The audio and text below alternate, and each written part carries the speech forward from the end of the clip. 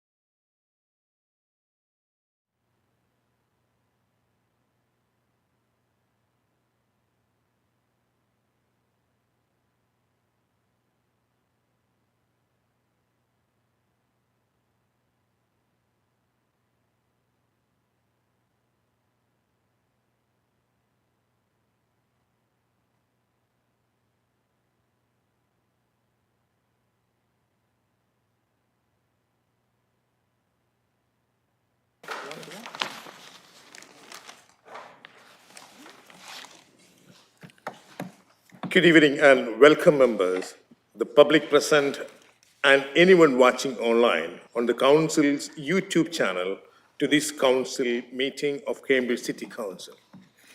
Some housekeeping announcements first. We are not expecting the fire alarm to go off. If it does, please leave everything and follow the exit sign on the Peace Hill side of the building and exit via Peace Hill's door and assemble in St. Mary's Passage. Members of the public watching may see councillors using laptops and phones during the meeting. This is because many of us now use our laptops and phones to read the agenda, information pack and speeches, and it will enable us to contribute to the meeting in an effective way.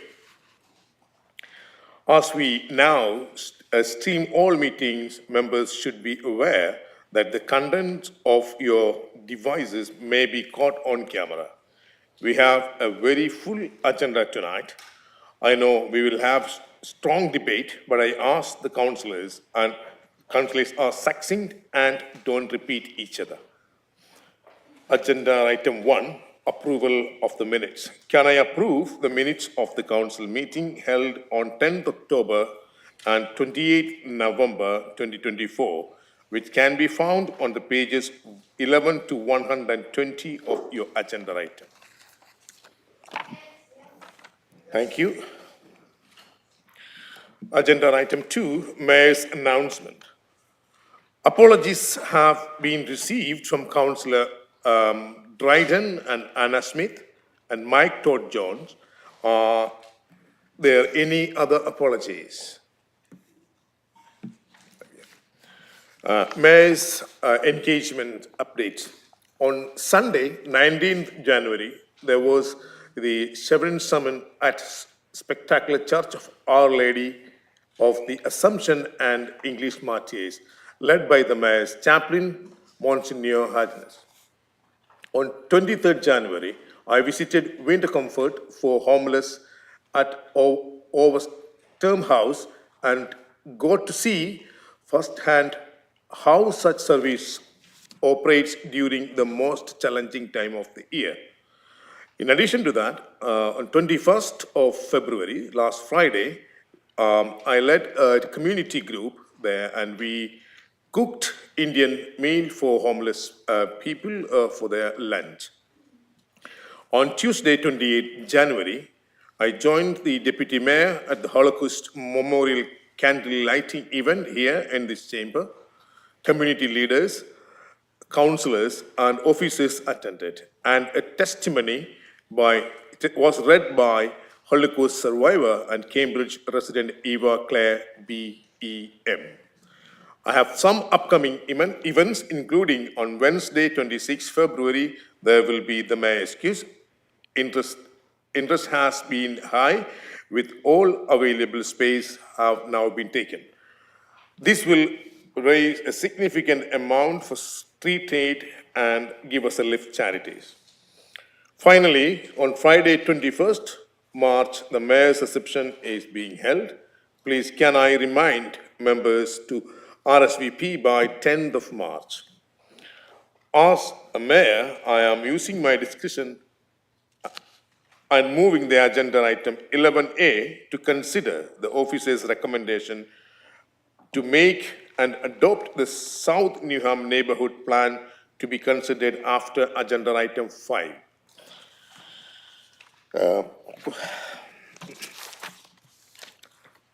I'm also moving item 7C, recommendation from Employment Senior Officer, Committee, Cambridge Group redesign, summary of the implementation and consideration of termination and exit clause to end of the agenda as it contains confidential information.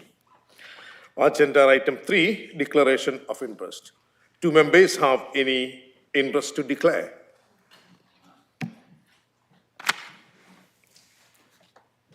Hi, I'd like to declare an interest in relation to item 11A.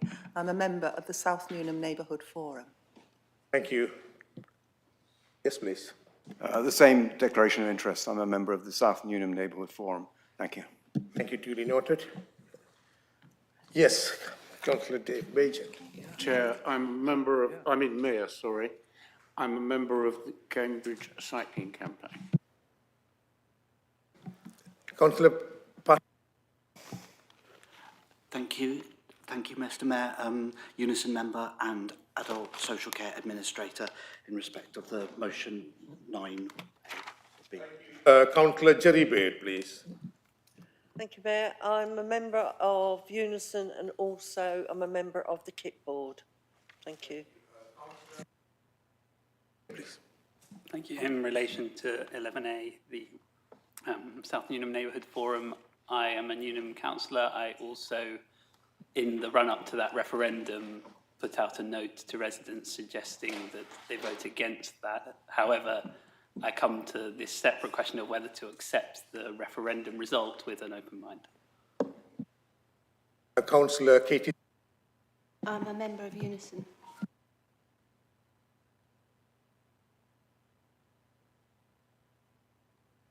I'm also a member of Unison, Mr Mayor. A member of Unison and Cam Cycling, thank you.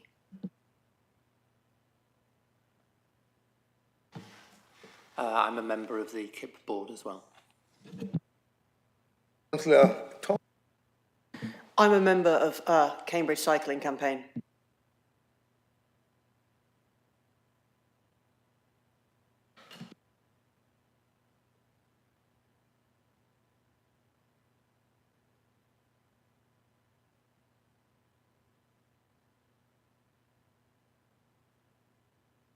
Hussain, please. Thank you, Mayor. I am member of Friend of Mill Road Bridge.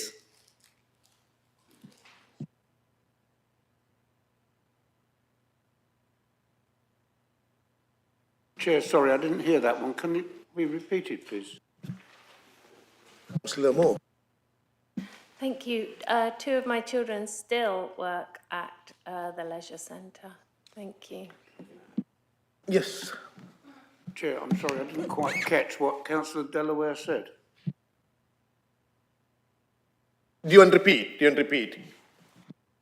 Yes, I am member of Mill Road Friends Group. So who want to keep the Mill Road Bridge open? Thank you. Member of Mill Road Friends Group. Thank you, Chair. Mayor. Now, moving on to agenda item 4, petition, Saving Cambridge Market. We now turn to agenda item 4 on page number 1 to 2 on the agenda pack.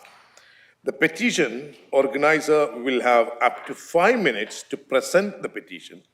Councillors can then debate the petition for a maximum of 15 minutes. Members will have 3 minutes each to debate on this. Would the petition organizer please address the council, please? My name is Glenys Self. I make jewellery and have sold it on our market for 25 years. I am representing the Cambridge Market Traders Association with its 80 members, as well as the 2,000 Friends of Cambridge Market. Our petition asks the council to scrap its civic quarter proposals that will remove all 99 permanent stalls from the market and replace them with just 27 permanent stalls and 61 temporary gazebos. The council says this is being done to provide entertainment space in the square. The need for this entertainment space has never been proven, and there are plenty of other open spaces in Cambridge better suited to holding events such as Midsummer Common and Parker's Peace. We collected these signatures by speaking to shoppers who came to our market stalls. We received more than 1,800 signatures in just 8 weeks. This illustrates the depth of feeling people have for the market. The people who signed the petition are all telling the council that they do not support the current civic quarter plans.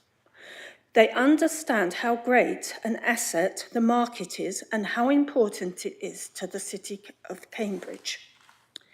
If you reduce the number of permanent stalls on the market to just 27, it could kill the market. We are asking for a bare minimum of at least 54 permanent stalls, as that is how many are needed for the businesses who currently operate on the market 5 days a week. This is because some larger businesses use 2 or 3 stalls for their products. There are several reasons why gazebos will destroy the current success of market businesses. 1. There is no guarantee that the council is going to employ enough people in the long term to keep putting up gazebos and taking them down. If you run out of money, you may cut these staff and we will have no stalls to trade on. 2. The City Council will cease to exist in 2028. We do not know whether any future unitary authority will continue to support the market project. 3. We have been told nothing about the events that will take place on the market. We don't know when they will happen and how they will affect our businesses, so we can't make any plans. Will we all be cleared out of the market on a regular basis? What time do we have to close before evening events? Can we survive this loss of income? 4. We remain concerned about the flimsy nature of the gazebos and whether they will be able to have a safe electrical supply. 5. The way the council reached a decision to have 27 permanent stalls is not clear. The project says this figure has come from monitoring the uptake of stalls over a period of time. This period is unknown and it may have been affected by COVID. 6. Also, the market has been under a cloud of uncertainty for the past 7 years of this project. This has taken its toll on the number of new businesses coming on the market, and this has caused the market to shrink. I have met many craft people who want to trade here, but the uncertainty of the project has put them off. Please give us at least 54 permanent stalls, the 54 permanent stalls that we need to trade effectively and and a contract that binds the council to erecting sufficient stalls for the market, or you'll be signing its death warrant. Thank you. Are there any debate on this? Yes, please. Councillor Moore, please. Thank you, and thank you, Glenys, for bringing this petition and for all of your feedback regarding the proposals to renovate the market and the Market Square. The purpose of the Market Square project is to carry out much needed investment on the infrastructure of the market and the Market Square to ensure a secure and permanent future for the 7-day-a-week market. This includes relaying the flooring to make it flat, accessible to all, and easier to keep clean, plus improving the drains, the electrics, the lights, the water supply, and the bins. This will provide a more pleasant and attractive space for the market and as the real heart of the city centre.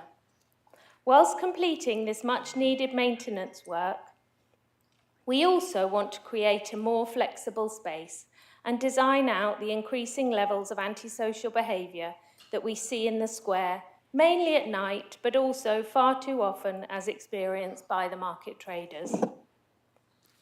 We've consulted widely on this project, and although I would agree that it's taking much longer than I certainly would ever have wanted or imagined when we started, it is important that we get it right. Feedback on our recent public consultation supported having a more flexible space, and demountable stalls would also allow us to reduce the number of stalls on a quiet day so that the market could be denser and more attractive to shoppers.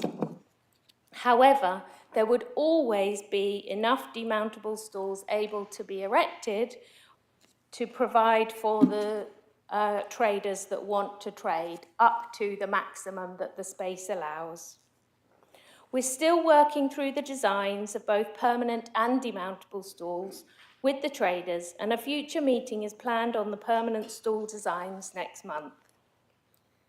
This will include considering the number of permanent stalls, so this petition will be fed back into that discussion, along with the public consultation responses and responses to the traders' feedback. There's an ongoing consultation started around the demountable stalls, which we presented at a meeting last week. The project has already evolved following feedback and will continue to do so as we progress further. Having shown 5 options of demountable stalls at our meeting last week, we now intend to physically review 2 of the options, once we've collected and analysed all the trader feedback. All 5 options have been used throughout markets in the UK and in Europe and have been tested in various conditions. They work in other markets, and so they could work in Cambridge too. To conclude, our ambition is to create a flexible civic space in front of the Guildhall to ensure that we get the best use out of the market square with a thriving 7-day market at its heart. And we will continue to review the number of permanent and demountable stalls to be used as we consider the design of the stalls and the dependent practical operational implications, such as who will put up the stalls and take them down. So thank you very much for your feedback today and for the petition, and we welcome further feedback as we progress through the project. And I am very sorry that it's taking so long.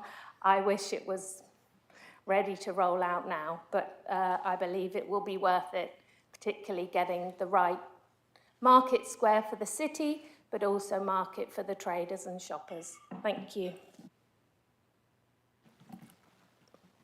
Councillor Tim Beeks, please. Mr. Mayor, I represent the centre of the city and count users and traders amongst my constituents. I too would like to thank the petitioners and recognise, as most will, the place that the market has in the hearts of many people. My colleagues and I have worked closely with stallholders and their customers.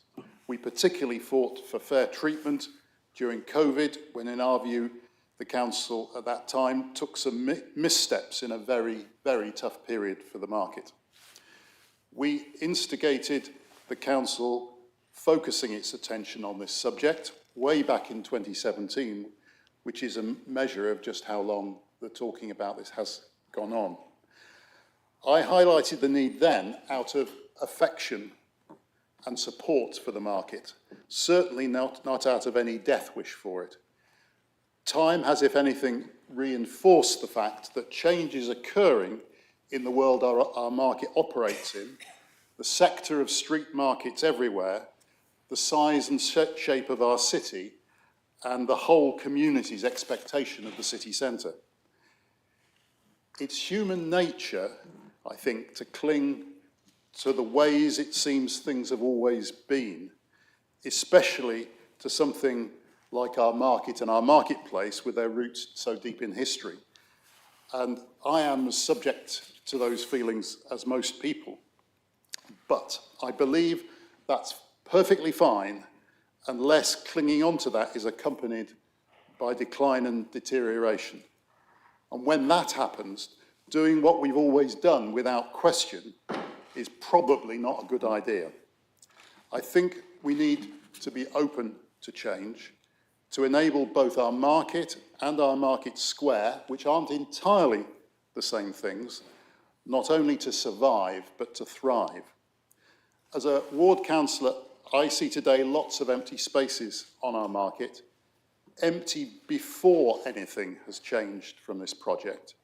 And I am worried about our market dwindling because too many occupy stalls that are trying to make a living in surroundings that look bereft and uninviting. And I'm worried about a market square that is a ghost town after dark, a hidden den of antisocial behaviour, which occupies a key central space in an increasingly dense and crowded city, which we'd all like to be more walkable. Neither of these does the other any good at all. So, Mr. Mayor, I'm afraid I don't want to be forced to give an answer to what the petition asks for today. A process is currently in place, as Councillor Moore has said, including stallholders, which is discussing the real issues in a practical way. A meeting did take place this last week, and market traders were bringing constructive influence over the plans. And this petition reads as though that is not going on. It cuts across it. And I, for one, think that the right thing for us all to be doing is to try and synthesise the many practical demands for the future, including both current stallholders and potential newcomers. Councillor Biggs is... One more sentence, Mr. Mayor. The future may not be exactly like the past.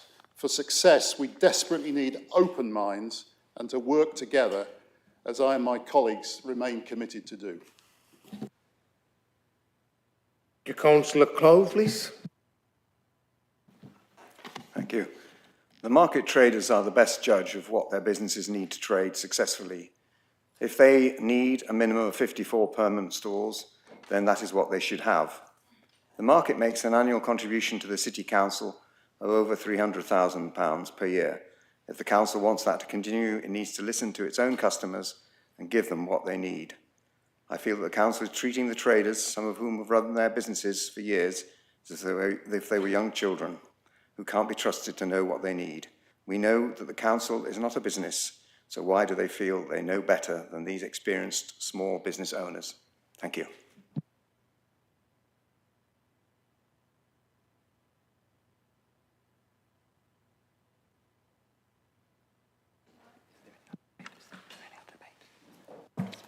Yeah, well, I wasn't expecting to speak, but I will say a few words. I think Councillor Bick has articulated the current situation very well, and I would just add that the Council is committed to having a thriving 7-day-a-week market, which is why it's intending to invest so much money in its refurbishment. The facilities are terrible. The surface is really abominable, and it excludes people with disabilities. And we have to address that. We have to make it a safe place for people to visit. And as Councillor Bick said, we need to stop the antisocial behaviour that goes on in the market after operating hours.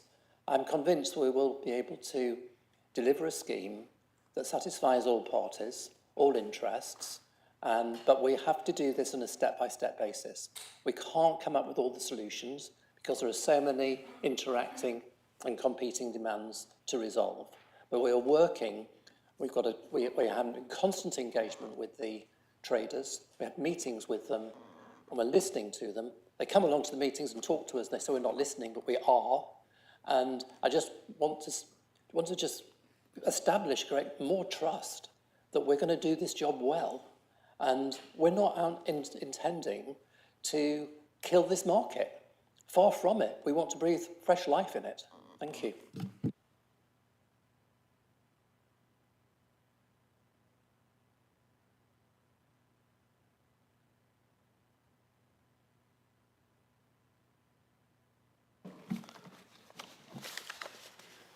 Thank you, Mr. Mayor. When I see 1,800 petition, and they are not only for the number, they are the member of our community. Their voice should be heard. And that's the people, that's the residents, that's the voter. They voted, and that's why we are councillor, we sitting here. And we should find this fair solution for this trader. It is not only the number 54, it is the 54 families livelihood. And we should be done a proper consultation and negotiation with them. And consultation should be fairer, cleaner, and not any pre-ready consultation. question should not be round and round, should be a straightforward question where the people can exercise their consultation clearly and honestly, and they can represent their view. Thank you, Mr. Mayor. I support this trader because present civilization of Cambridge comes from this small trader, the open market. Now we build a modern civilization here.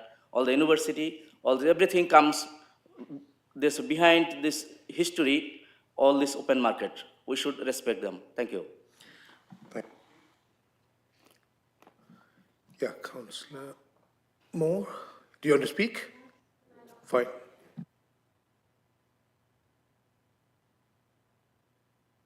Unless you want to speak.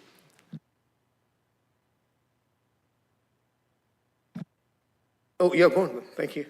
Thank you. I just wanted to reiterate how much consultation has been ongoing and is planned.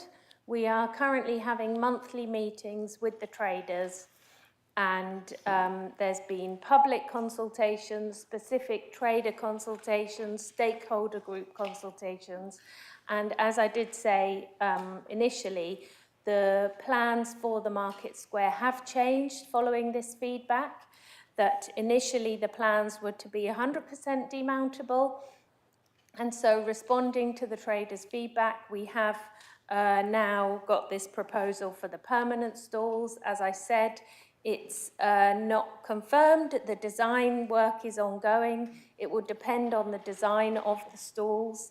And yes, we need a market to function for the traders, but we also need a market square that functions for all of the residents of Cambridge. And that came across when we completed our last wider public consultation. And so it's balancing all those needs whilst ensuring a future for the 7-day-a-week market, having it clean, accessible, modern facilities, having the electrics working, and very importantly, designing out that antisocial behaviour. So we welcome this petition and all of the feedback that we get, and we will take that forward into the design. Thank you. Thank you. And now we move to the agenda item 5, which is public questions. The public speaking rules provides that members of the public must send the text of their public question in advance of the meeting. The text of the question will no longer be read out, as it will be published in advance of the meeting, which is available in the information pack and also will be shared on the screen. Members of the public can introduce themselves and advise as if they are speaking on behalf of a group. Public question time will last for a maximum of 30 minutes. The Executive Councillor or Chair of the committee will have 2 minutes to respond. Members of the public have 2 minutes for a supplementary question or can make a comment on something that has been said by the Executive Councillor. And the Executive Councillor has 2 minutes to respond. A bell will be rung when you have 30 seconds left, and again at the end of the allowed time slot. Now, question number 1. Daniel Fulton, would you like to take a seat at the public speaking table and introduce yourself and advise if you are speaking on behalf of a group? Hello, my name is Daniel Fulton. I'm speaking in an individual capacity today. Thank you. Can I ask the Executive Councillor to respond to this question? Please, can I remind you that you have 2 minutes to respond? Thank you. Thank you, Mayor. Thanks for your question, Mr. Fulton.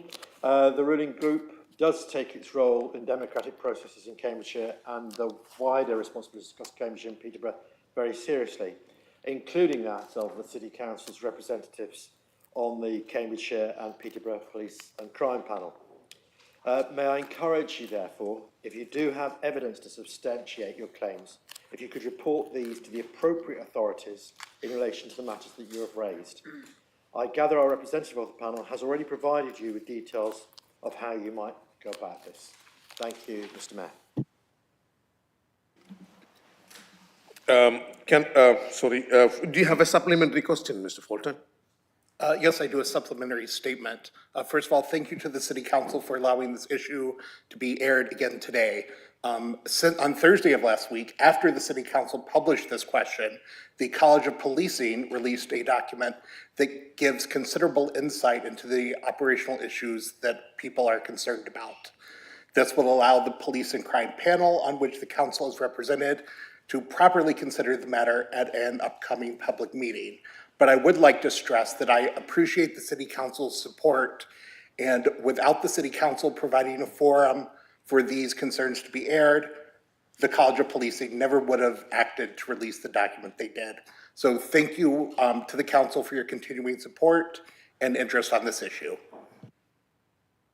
Thank you. Do you wish to comment? I would, if that's okay. Thank you, Mr. Fulton, for your comments there. I'll obviously coordinate with Councillor Holloway after this meeting, because I'm not sure if he's aware of the document that was released last Thursday that you referred to. But nonetheless, I'm grateful for your comments. Thank you. Now, moving on to question number 2, Hilary Baylis, apologies for my pronunciation.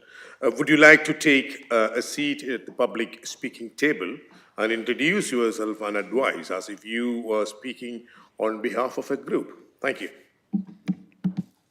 Evening, everyone. I'm a bit nervous. First time I've ever doing anything like this.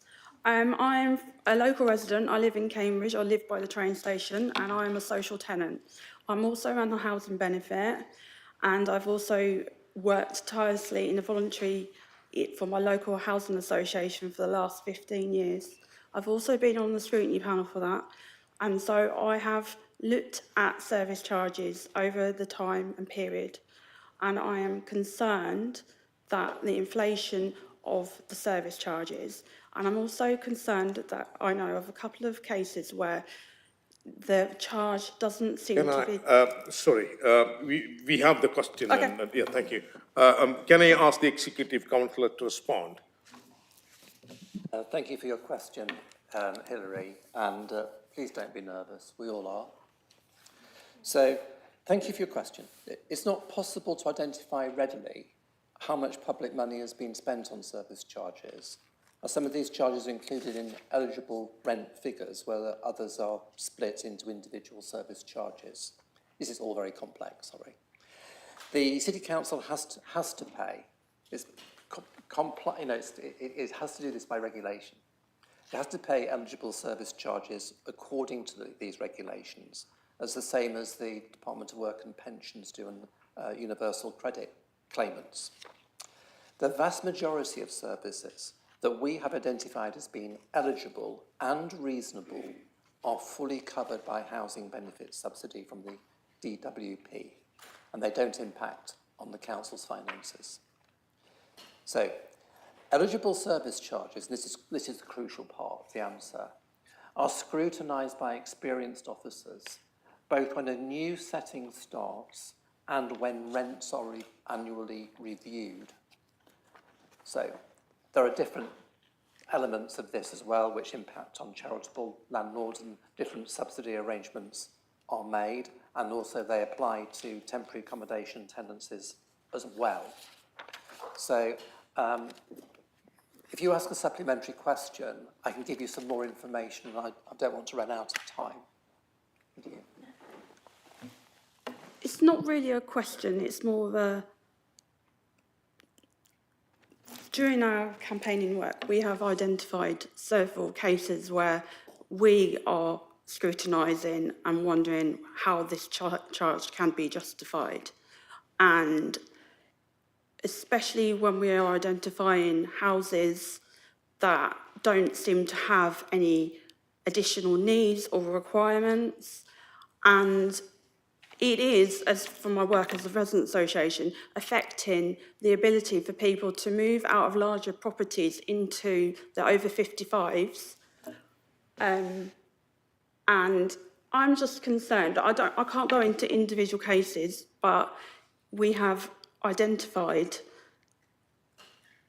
cases where we were like wondering how it's been approved and paid. Yeah, please. Mr. Mayor. So gatekeeping has an important role in all of this. So as I said before, new settings where there are service charges are scrutinised to ensure the service charges are, according to the regulations, eligible and reasonable. Landlords are required to demonstrate this before payment can be made, and this is often a complex task, where there's a reason for a change, as well as the costs associated with the charge being investigated. So, also, service charges are again reviewed when annual increases are notified to the council. And these new rents are typically notified to the council in February and March, and the providers have to demonstrate the following: that they're applying the prescribed increase in the core rent, the service charge looks reasonable, both in terms of the percentage increase and the expenses it is covering, and that the service charge remains eligible for housing benefit. If you wish to contact me, we will investigate any cases you have concerns about, and I will refer them to our housing benefits officers. Would that be a reasonable thing? I would be more than happy to do that, but I'm aware that actually we might be opening... Sorry, yeah. That's it basically, we here responded to that question. Thank you for your time. Thank you. Now, can I move to question number 3? Stacey Wilson Davies, would you like? Oh, she's online, sorry. Yeah. Hi, yeah, sorry, I'm online, I can't get in. I'm speaking on behalf of Unison. I'm the Disabled Members Office for Cambridge City branch. Can I ask the Executive Councillor to respond?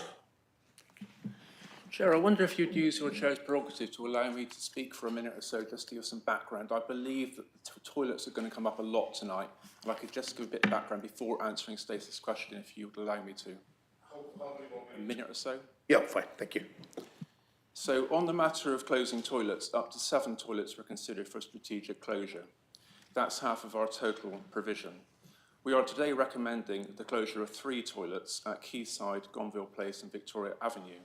Quayside is a special case and may well result in the punters taking them over, the punter companies. We're working with the punt operators in order to be able to do that. The other 2, Gonville and Victoria, are much like the already closed facility on Jubilee Gardens. New toilets were built around the turn of this century, and they are underused facilities. Gonville being mostly used by, well, not used for events, in fact, because event providers bring their own toilets, and Victoria Avenue for taxi drivers. All of them are low-use facilities and costly to maintain. We've recently refurbished toilets at Coleridge Recreation Ground at £51,000, Chesterton Recreation Ground at £55,000, Drummer Street Bus Station at £241,000, including a new change in places facility, Cherry Hinton Hall at £264,000, including a change in places facility. That brings us to a total of 4 change in places facilities across the city. We are rebuilding Silver Street toilets at £754,000 and have recently provided Nightscale Recreation Ground toilets as part of the new pavilion. Plus, we plan to bring forward a capital bid for improvements to toilets at Jesus Green. As you can see, we have an ongoing investment in public toilets in Cambridge. And to put that in context, that is unlike neighbouring authorities of South Cambs and Cambridgeshire County Council that provide no public toilets. Coming to your question, Stacey, and thank you for your question, just to say, firstly, I completely understand your point of view. I used to work for Disability Cambridgeshire and did PIP appeals, and I remember cases where people had IBS and were refused state funding because they were told they had to go to work when they couldn't. So your concerns about the potential impact of public toilet closures on disabled members of the community, we fully recognise the essential need for accessible facilities and remain committed to ensuring that disabled individuals are not disproportionately affected. Closures will only affect toilets with consistently low public use, ensuring that high-demand locations remain open and well maintained. Our recent £1.1 million capital investment has strengthened key facilities, improving accessibility and modernising high-usage sites to better serve disabled residents and visitors. Even with the proposed reduction, Cambridge will continue to have 10 council-operated public toilets, in addition to accessible facilities at Clay Farm Centre and the Meadows Community Centre, both of which have changing places toilets. Further, the city is well served by numerous accessible toilets in locations such as the Grafton Centre, Grand Arcade, John Lewis, Cambridge Retail Park and Cambridge Central Library. Cambridge remains better equipped than comparable cities like Norwich and Oxford in terms of public toilet provision. Additionally, data from toiletmap.org.uk indicates that the city currently has around 52 public toilets, with approximately 12 designated as accessible for disabled users, ensuring continued availability of essential facilities. We appreciate all feedback as we continue to make informed decisions about public amenities and accessibility. Thank you, Chair. Do you have a supplementary question? Yeah, I do. I note that there was a consultation, but why have the council disregarded its own survey that showed 61% opposing closures of public toilets? In the consultation, you asked residents to rank the toilets which were most used. This didn't make it a foregone conclusion that you were always going to close the toilets and they were the least used, and that residents have not really been given the choice as to whether the toilets remain open. I get what you're saying, that there is accessible toilets around the city in, say, the likes of John Lewis, Grafton Centre. Grafton Centre is due to close for refurbishment.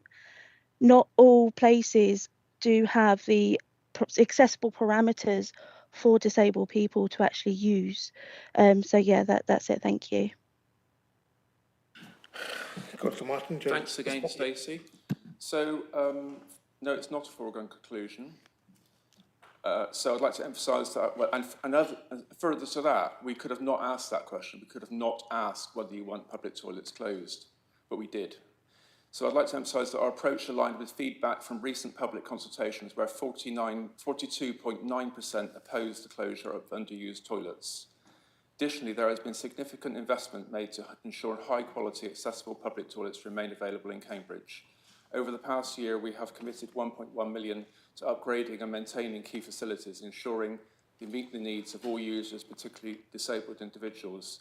The investment includes £540,000 for major improvements at Silver Street, a key location for visitors and residents, £492,000 for upgrades at Coleridge Recreation Ground, Cheston Recreation Ground, Jesus Green, Christ Pieces and Cherry Hinton Hall, all of which serve as important community spaces. £100,000 specifically dedicated to installing change of places facilities at Cherry Hinton Hall and Christ Pieces, significantly improving accessibility for those with complex needs. Our priority is to ensure that well-used, high-quality facilities remain open and accessible while aligning with public feedback and responsible budget management.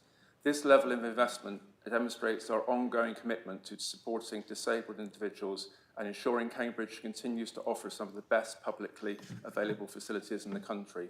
We appreciate your feedback and will continue to evaluate how best to maintain and enhance those essential services. Thank you. Thank you, Councillor Smith. Question number 4. Liz Brennan, again, sorry for my wrong pronunciation.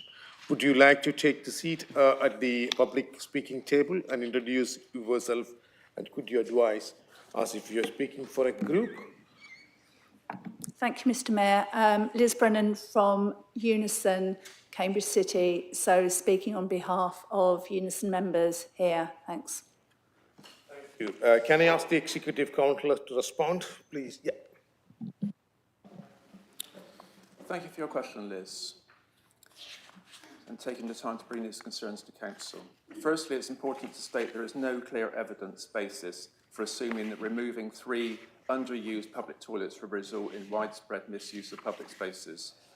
Public toilets need to be well placed and in good condition for people to feel able to use them, and we have invested £1.1 million in public toilet infrastructure recently.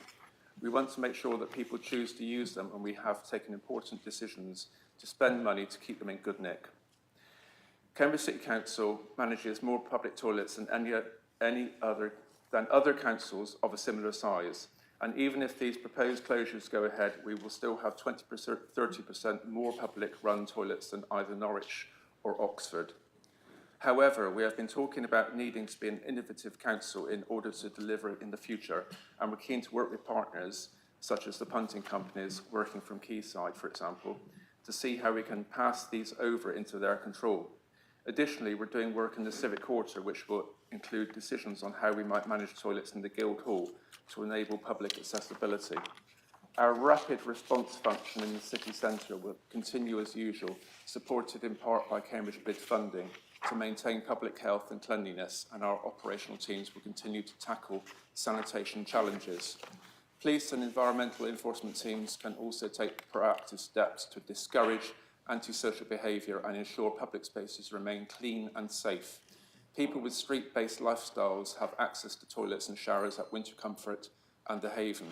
The reduction, can I carry on? Yep. The reduction in 15.5 full-time equivalent staff in the public realm team is split to include street cleansing and grass cutting stroke open spaces staff. 68% of respondents to BSR consultation supported a reduced frequency of mowing and leaf collection in some areas to save on maintenance costs and promote biodiversity. So this is covered in staffing change. Do I need to stop? Sorry, I didn't quite finish. Sorry. Do you have a supplementary question? I do, yes, thank you. I want to first mention that we campaigned for public services throughout the 14 years of Tory and Condem austerity, during which 16% has been lost from local government budgets. And we campaigned with some of you as well when the Lib Dems wanted to close the Lion Yard toilets.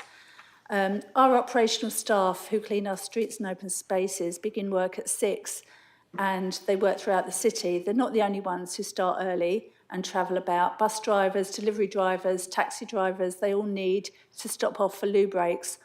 And if our staff are cleaning Parker's Piece or Midsummer Common and need a loo, either walking or driving to the nearest alternative will easily lose them 20 minutes out of their schedule. With the refurbishment of Jesus Green loos, there will be even fewer options for staff working in the parks.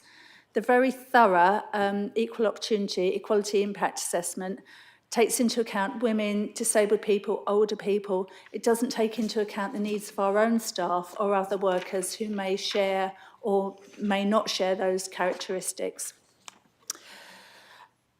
In any of the offices that I work at, I am within about 30 seconds of the nearest loo.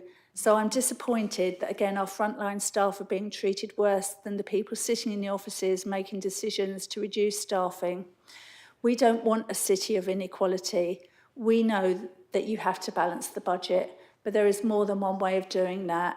It is unbelievable that Cambridge City can't afford to keep its public toilets open. I do accept that you're making investments in the other public toilets, but they won't help once those 3 central toilets are closed. People won't be able to walk to the nearest. So will you consider this ill-thought-out plan? Thank you. Executive Councillor, do you want to respond? I don't consider it to be an ill-thought-out plan. A lot of thought has gone into this plan. So the city has a comprehensive network of around 50 publicly accessible toilets, the majority of which are free to use. We have historically spent more per capita on public toilets than any other district council in England. We keep usage under review and will continue to monitor which are being used most often as part of our cleaning and maintenance programme. The data-driven approach behind these decisions ensures that resources are directed where they are most needed. Regular maintenance and rapid response teams remain in place to address challenges where they emerge. We do not expect any impact on operational staff. They will be able to use Mandela House instead of Gonville Place and can use Jesus Green instead of Midsummer Common. So that concludes the public question time. As I advised at the beginning of the meeting, as Mayor, I am exercising my discretion to alter the agenda order and will therefore be taking agenda item 11A, South Newham Neighbourhood Plan, adopting the neighbourhood plan next. The recommendations are contained on page 611 of the agenda. Would Councillor Tombra would like to introduce the item, please? Mayor, how long do I have to speak? 5 minutes. Okay, thank you. Firstly, I want to thank the officers from within the planning policy team who have supported the forum throughout the plan-making process, notably Lizzie Wood, who has worked closely with the forum since 2022. And on behalf of the Greater Cambridge Shared Planning, I'd like to acknowledge the efforts that the forum and community have made in the preparation of the South Newnham Neighbourhood Plan. It is a great achievement that will have a positive impact in delivering our development plan for Cambridge. The South Newnham Neighbourhood Plan is being brought forward to be made or adopted by Cambridge City Council and will be the first neighbourhood plan to be made in the city. The neighbourhood plan has been prepared by members of the Neighbourhood Forum after the neighbourhood area was first designated by the Council in 2017. Following over 7 years of work by the Forum and local community, the neighbourhood plan was formally submitted to the Planning Authority in April 2024 to carry out the later stages of the plan-making process. A referendum was held on the 16th of January 2025 this year, with 37.5% of those eligible to vote turning out to have their say. This is double the turnout for the two most recently adopted neighbourhood plans in South Cambridgeshire. 63.5% of those voted were in favour of the neighbourhood plan for being made or adopted. Once adopted, the neighbourhood plan becomes part of the development plan of Cambridge. All planning decisions in a neighbourhood area are made in accordance with the development plan, which includes both the adopted Cambridge local plan and any made neighbourhood plans, unless material considerations indicate otherwise. The plan has a vision, which I will read to you. The vision for South Newnham neighbourhood is one in which balances existing natural environment, our economic and social infrastructure, and our mix and style of housing stock, supporting the transition to a low and ultimately zero carbon society, and making South Newnham a great place to live, both now and for future generations. The vision is supported by clear objectives and 15 policies, including protecting and enhancing biodiversity, protecting and enhancing the local green network, improving and enhancing neighbourhood community assets, protecting and supporting homes and facilities for older people, conserving additionally identified local heritage assets, and lastly, achieving sustainable and well-designed development in character areas. So members are being asked to support the recommendation as set out in paragraph 1 of the report, to note the results of the referendum, and to make or adopt the South Newnham Neighbourhood Plan as part of the local plan development for the area, as it was a successful referendum. I hope we can all support this. Thank you. Thank you. Is there any debate on this? Thank you. Councillor Carlsberg, please. Yeah, I'd just like to speak briefly on it because obviously I was a member of the South Newnham Neighbourhood Forum from the beginning and did help with, in the early stages, helping residents to carry out the street surveys, which were part of the evidence base. So I think there's quite a lot of misunderstanding about the purpose of a neighbourhood plan. It's not intended to prevent development, but it's meant to give planning officers more information about the local context as a basis for making decisions about applications in that area. So although this one is the first one in the city, neighbourhood plans are not really anything new. A lot of the villages around Cambridge do already have them.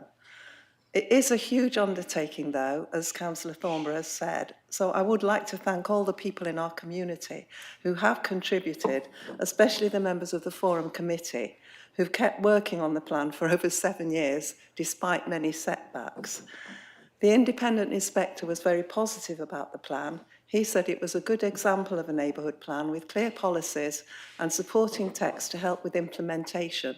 He said it showed best practice. So it is a great achievement, but I think they haven't done it alone, and I would also like to thank the Greater Cambridge Planning Service for the very constructive feedback and advice that they've provided throughout the process, especially Lizzie Woods, and also the support from the Executive Councillor for Planning. Thank you. So I think that with planning decisions likely to be moved further away from Cambridge and local communities in the future, it will be even more important for officers who are not going to be familiar with the city to have this kind of information to help to inform their decisions on planning issues. So this is the first neighbourhood plan for Cambridge, but I very much hope it's not going to be the last. Thank you. Thank you. Anyone else want to speak? No?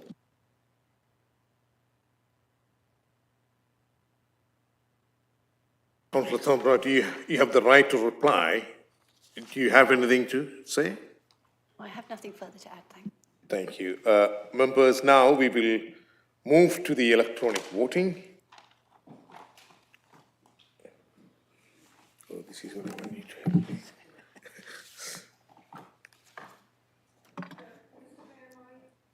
Right? Oh, I didn't do it.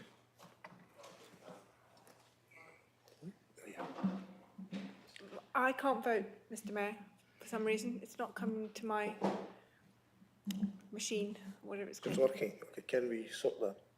Or should we just take normal way? No, we can take the vote from Karen. Okay, yeah, fine, thank you. In favour.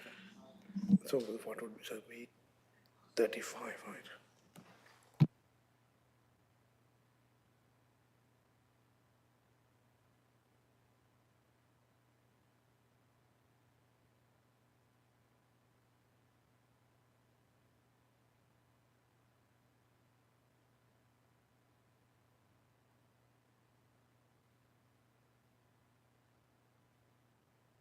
Yeah, 37 for and 1 against. Therefore, the motion has been carried. The recommendation has been carried. Thank you.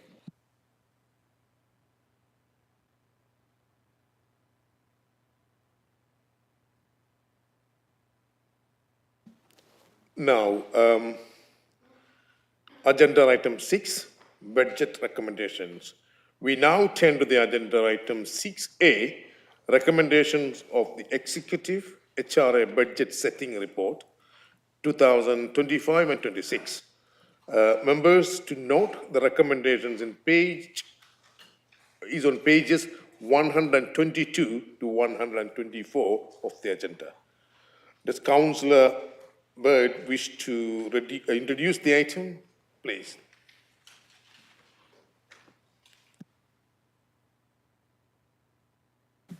Sorry, Chair. Thank you for that. Yes. I'm pleased to present the Housing Revenue Account Budget Setting Report for approval. The report was approved at the Housing Scrutiny Committee on February the 4th and approved by the Executive Committee on February the 10th. This budget has been set in line with the priorities as a council, which are to build new generations of council and affordable homes, reduce homelessness, tackle poverty and inequality, and help people in the greatest need, modernising the council and delivering a net zero council by 2030. There are not easy times, and the housing revenue account still faces significant financial challenges, even under the new government.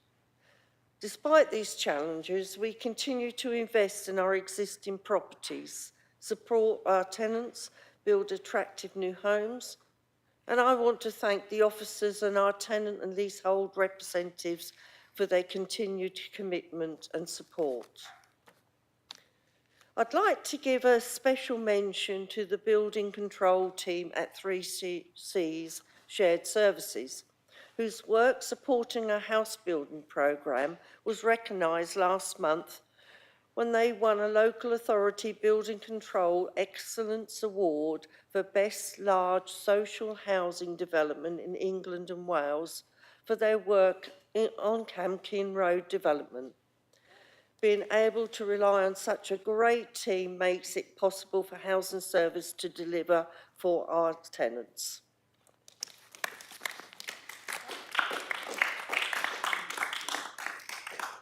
Thank you. I'd like to draw your attention to some parts of the report. Let me begin with rent. as setting rent levels for tenants is one of the most important things we do. Last year, we raised rents by 7.7%, helping us balance our budget and making progress on our target to get 1,700 of our properties to the Energy Performance Certificate Level C, which will help every tenant with energy costs in the long run. Raising rents so much was a difficult decision, and this year, thanks to lower interest rates and reduced inflation, we have proposed a rise of 2.7% for social rented, social shared and affordable rents, and propose a rise of 1% over CPI for the next 5 years. Around 60% of our tenants receive some help with housing costs, and some tenants will become eligible for benefits as a result of the rise. Next, our new home building programme continues to deliver. 28 flats were handed over at Buchan Street on 13th of November 24. Aragon and Sackville, 14 houses were handed over the 4th of December 24. 56 flats at the Meadows and 28 Coval Phase 3 will be handed over in March. We're also working hard on housing regeneration schemes for 84 homes in Fanchel Road, 120 homes in East Barnwell, as well as future work to redevelop sites on Davy Road and Eakin Road. This will help to relieve some of the pressures on the housing waiting list. As well as building homes for tenants, we're working hard to deal with homelessness. Among other measures, 4 more modular homes were provided in December 24 through the partnership with It Takes a City. If we had more sites, we could do more in this area. Please look at your wards. We're also housing Ukraine and Afghan refugees, and we have brought 37 homes into the council stock using a grant from the Department of Levelling Up, Housing and Communities ahead of the scheme deadline, and going over the initial target of 34. Working hard to deliver the service our tenants expect, particularly around repairs and complaints. Recent survey shows that 67% of our tenants are happy with the service we provide, which is around the national average of 73.7%, are satisfied with our response repairs, above the national average. I can report that 95.7% of the emergency repairs are completed. We remain focused on the serious issues caused by damp, condensation and mould. There are 640 reports of damp, condensation and mould between January and November 24. Half have been dealt with and almost all the others are in progress. Councillor Bird, you have exceeded the allowed time. Sorry. Thank you. Can I just say the last word, Go ahead. please? Go ahead. Thank you. Thank you, Mayor. So I commend my budget to you all. Thank you. Thank you.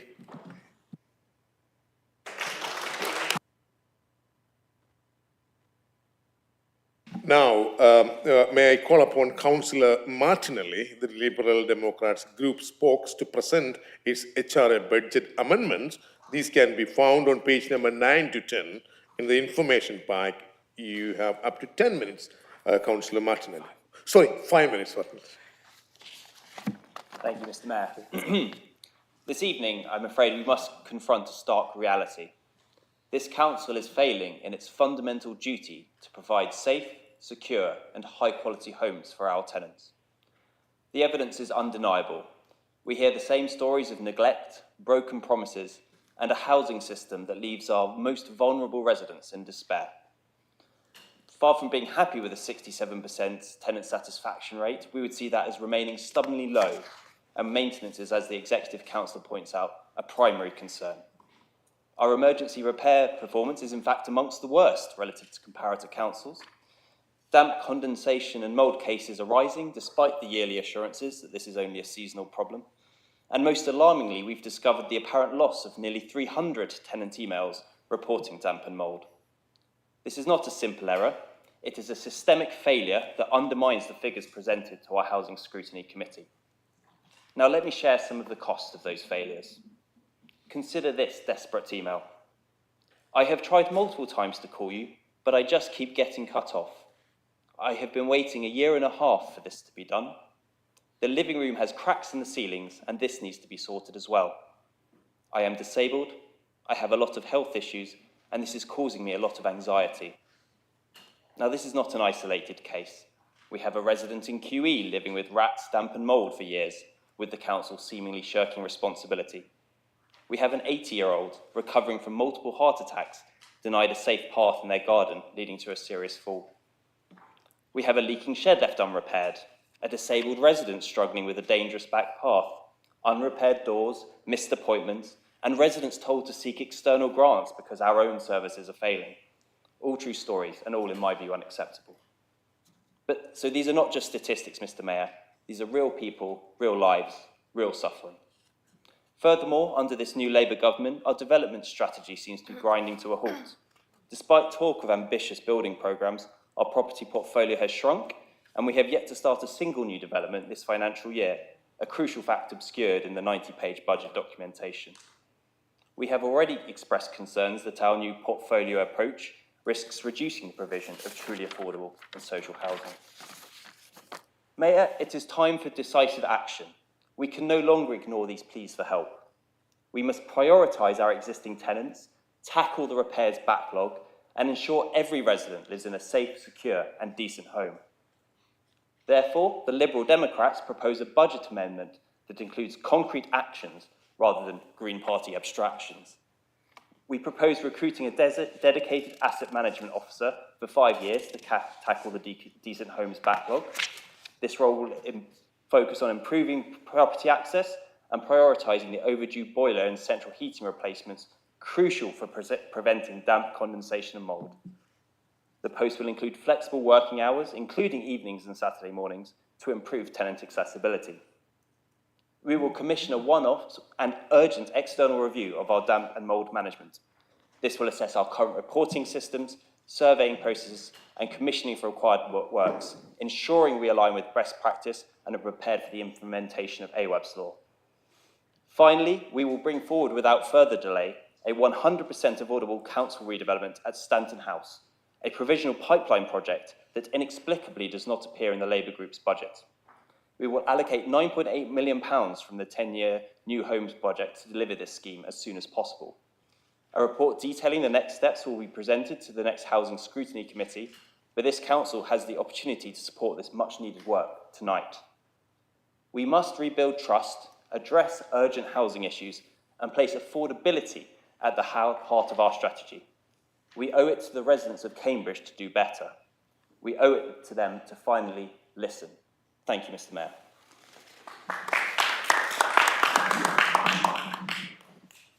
Thank you. Thank you. Can I call upon Councillor Tong, the Green Group spokes, to present its budget commentary? This can be found from page number 19 in the information pack. Councillor Tong, you have 5 minutes. Thank you, Mr. Mayor. I am Councillor Elliot Tong, and today I'm going to be offering a bit of an introduction to the budget commentary that the Green Party put forward for the main budget. Now, despite many flaws, I am very proud of the work the Cambridge City Council does to provide its residents with a home. Many residents would struggle otherwise, and it's essential to make sure they feel like they're a part of a city, because many also contribute to the essential character of a city, as well as providing the goods and services that we use. Now, there's actually a lot in this budget that I am happy to see. One thing I'm happy to see, for instance, is an acknowledgement that we need to do more to provide council housing, especially the fact that we need to actually look at our old garage sites to consider which could be used to provide future council housing. It's something I've discussed about in the past. Many of our garage sites are old and run down and frankly not fit for purpose. This is a missed opportunity in my book, and if we can keep on using it to provide great future developments, that's really exciting to see. There's also some implication for what could be in future budgets. So one thing, for instance, that we are excited to see potentially come up in the future is more case officers specifically to handle issues such as hoarding. This is a real problem around the city. Hoarding is a significant mental health issue, and it can cause, firstly, harm to the resident in question that is suffering from it, but also it can increase risks of things such as the chance of fires. Because of that, we are excited to see this as something that may come forward in a future budget, but we're asking, why not now? Why isn't this something that we are acting on immediately? And in this regard, one thing we want to see more of is action on damp condensation and mould. And I think in this regard, the Liberal Democrats' suggestion of putting 30,000 into DCM management is something I can support. We need to do more to tackle damp condensation and mould. It's a major issue around a lot of the properties we have in Cambridge, many of which suffer from drastic underinvestment.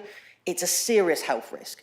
This can cause real problems. And something that I don't think we're anticipating is the fact that as we do more outreach to residents to make sure they know this is a serious issue, that is going to come with more repairs to do as well. It's great to see that the council are going to do more outreach. It's something we've actively encouraged in the past.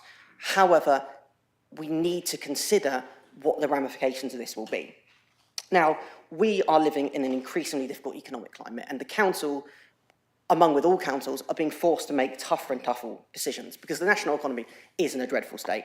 I would like to thank council officers for the work they put into this and thank them for keeping up a dialogue with us because we are constantly working with council officers, making suggestions and pushing forward on actions such as this. Thank you. Thank you. Is there any debate? Councillor Hart. Thank you, Mr. Mayor. So I'd just like to give a few responses to the amendment and the commentary. So first to Councillor Tong's commentary. I think the problem with presenting a commentary, or perhaps the good side to it for the Greens, is that you don't have to assess all of the financial implications of what you're putting forward. And Councillor Tong at Housing Scrutiny Committee voted against our budget. I mean, he's just actually said quite a few nice things about it, but he did vote against it. He said that he wasn't happy with the 2.7% rent rise, and he's right that clearly it's always difficult to raise rents, but essentially that is how we fund the other things that he's mentioned and all those other good things that we want to do. So if we do want more new homes for people who really need them, if we do want to do those repairs, do that damp condensation and mould work and all of those other good things, we do have to be able to fund it. On to Councillor Martinelli's points, which are costed and are much more complex and comprehensive. So on decent homes, I mean, we do, as it stands in terms of our compliance with decent homes, we have a 99.93% compliance rate. We do need to prepare for potential changes to the decent home standard, and as you'll see in the budget, there is a savings target that we have in there of 218,000 per year. We're saying that 50% of that would be set aside for potential reinvestment, that some of that could go on some of those things that might arise from the new decent home standard. We do absolutely recognise the points you made. I mean, some very moving stories that you brought up, so thank you for raising those. That is upsetting to hear, and we need to make sure that we are doing better on our repairs. We have to make sure that people can get repairs in a timely way. That's why we are making changes to our structures, and at a time when we're restructuring all across the council, we've actually put a 10% increase in the numbers of repairs staff for next year. That's what we're planning to do. So we are listening on that, but thank you for raising that. The Stanton House bit, I mean, I agree. I don't disagree with it. I think that's absolutely right, but I don't quite understand the process here because it's coming to the housing scrutiny 11th of March. I think we all want to see a fully affordable scheme there, so I think that's all good. I don't think we need to include that now. I think the other slight issue I would say with what you've proposed is In terms of your call for more genuinely affordable homes, absolutely, we all want that, and that's what we try to, within the wider portfolio approach, that's what we want to make sure we're doing.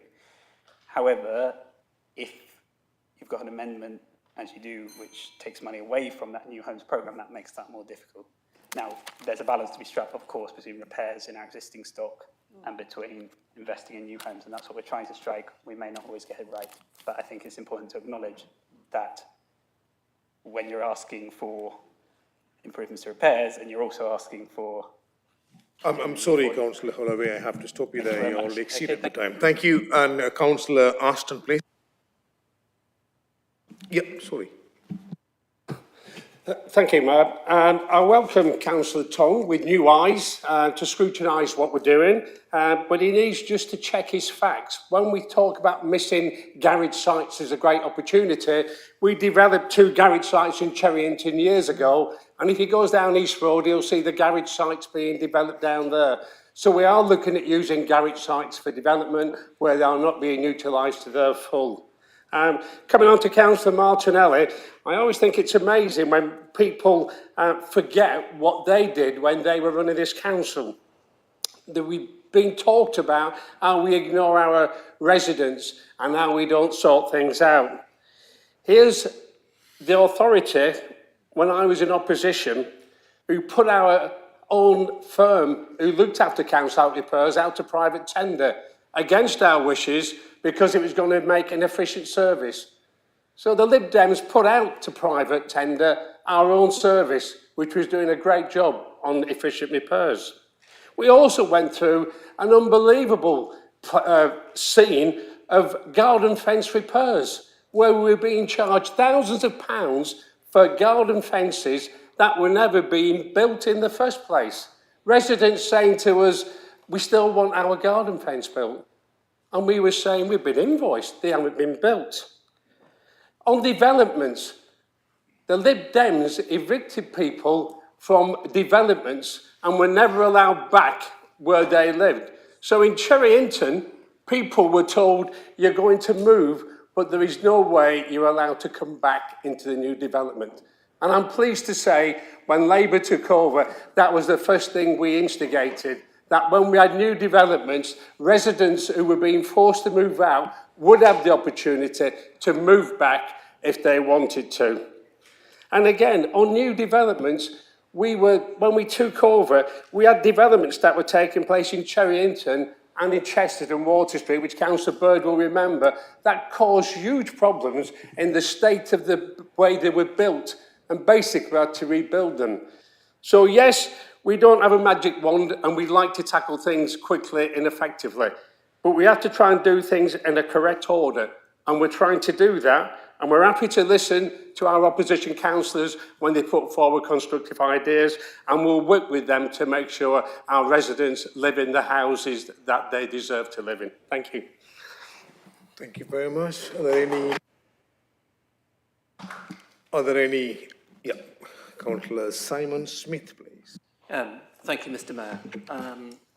When it comes to raising rents, it's always a very difficult thing to do, but we have to recognise 2 things.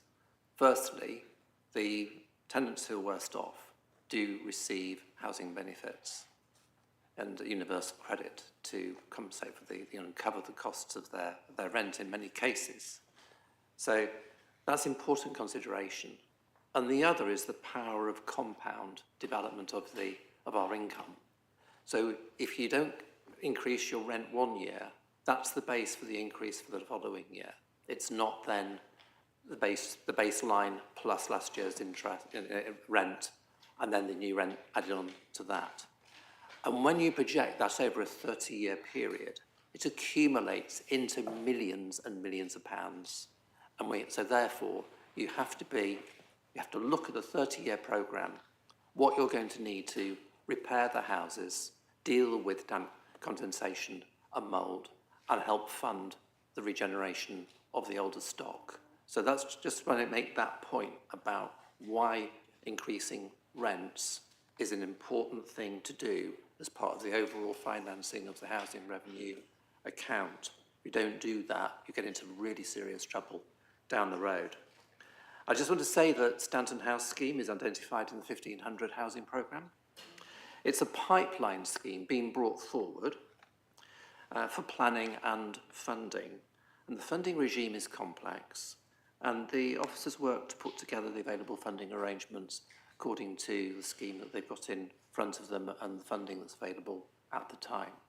So we wouldn't make an allocation from our own resources. We wait and see what we can attract from the various funding regimes.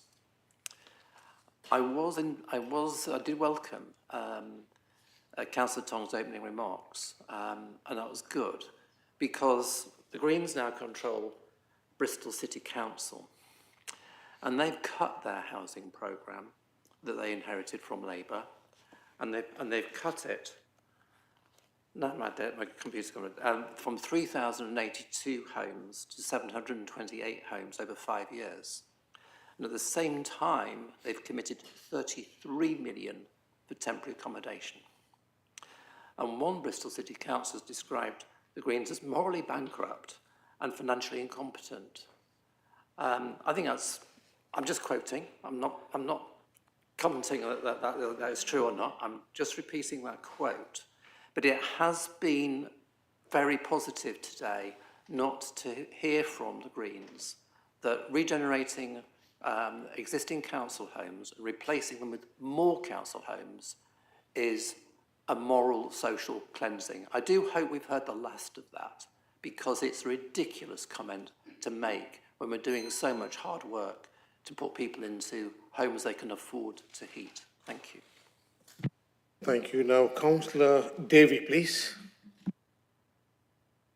Thank you, Mayor. Very briefly, 3 points I'd like to make, if possible. But first is with regards to Councillor Martinelli's comments on page 12 in relating to the portfolio approach.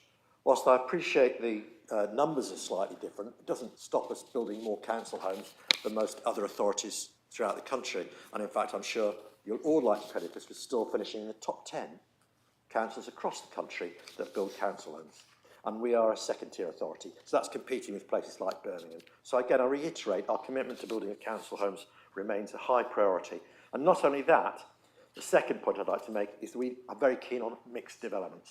This is whereby it's not all council homes, it's a mixture between affordable homes and council homes. And the Ironworks development, which I'm sure you'll all agree, is a spectacular example of where it works fantastically well, which demonstrates our commitment to this kind of approach to how we go about council building. The where I would agree with Councillor Martinelli is regards to repairs. I think there is a recognition that we haven't done this as well as we could have done in the past. And I think the review of the reporting becomes hugely important. That work was undertaken by our officers last year, and it's good to see that we're now able to have a more accurate assessment of what's going on. But I think to recognise that, though, as a result of that, we're putting more resources into repairs.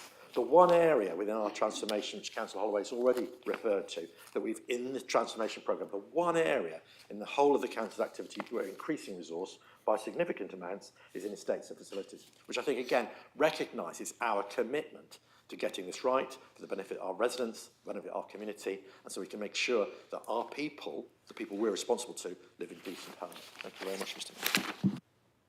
Thank you, Councillor Davey. Now, Councillor Martin Smart, please. Thank you, Chair. So most of my points have been made. I just want to re-emphasise the percentage raise in council rents, though. It's interesting. I mean, I liked what Councillor Tong said, a lot of the content, but it's often the case that us councillors say one thing and then vote another way. I've done it myself, and that's the unfortunate case in your case, Councillor Tong. But what I would say, the main point I would say to finish on, is that I think Jerry has done a fantastic job for this council as Executive Councillor for Housing. If I remember rightly, I think we're one of the biggest house builders in the country for the size of our authority. And we should all be very proud of what we've done for our residents and our tenants and continue to do. And will continue to do under any administration, I believe. So, you know, well done to us, really. We've done well.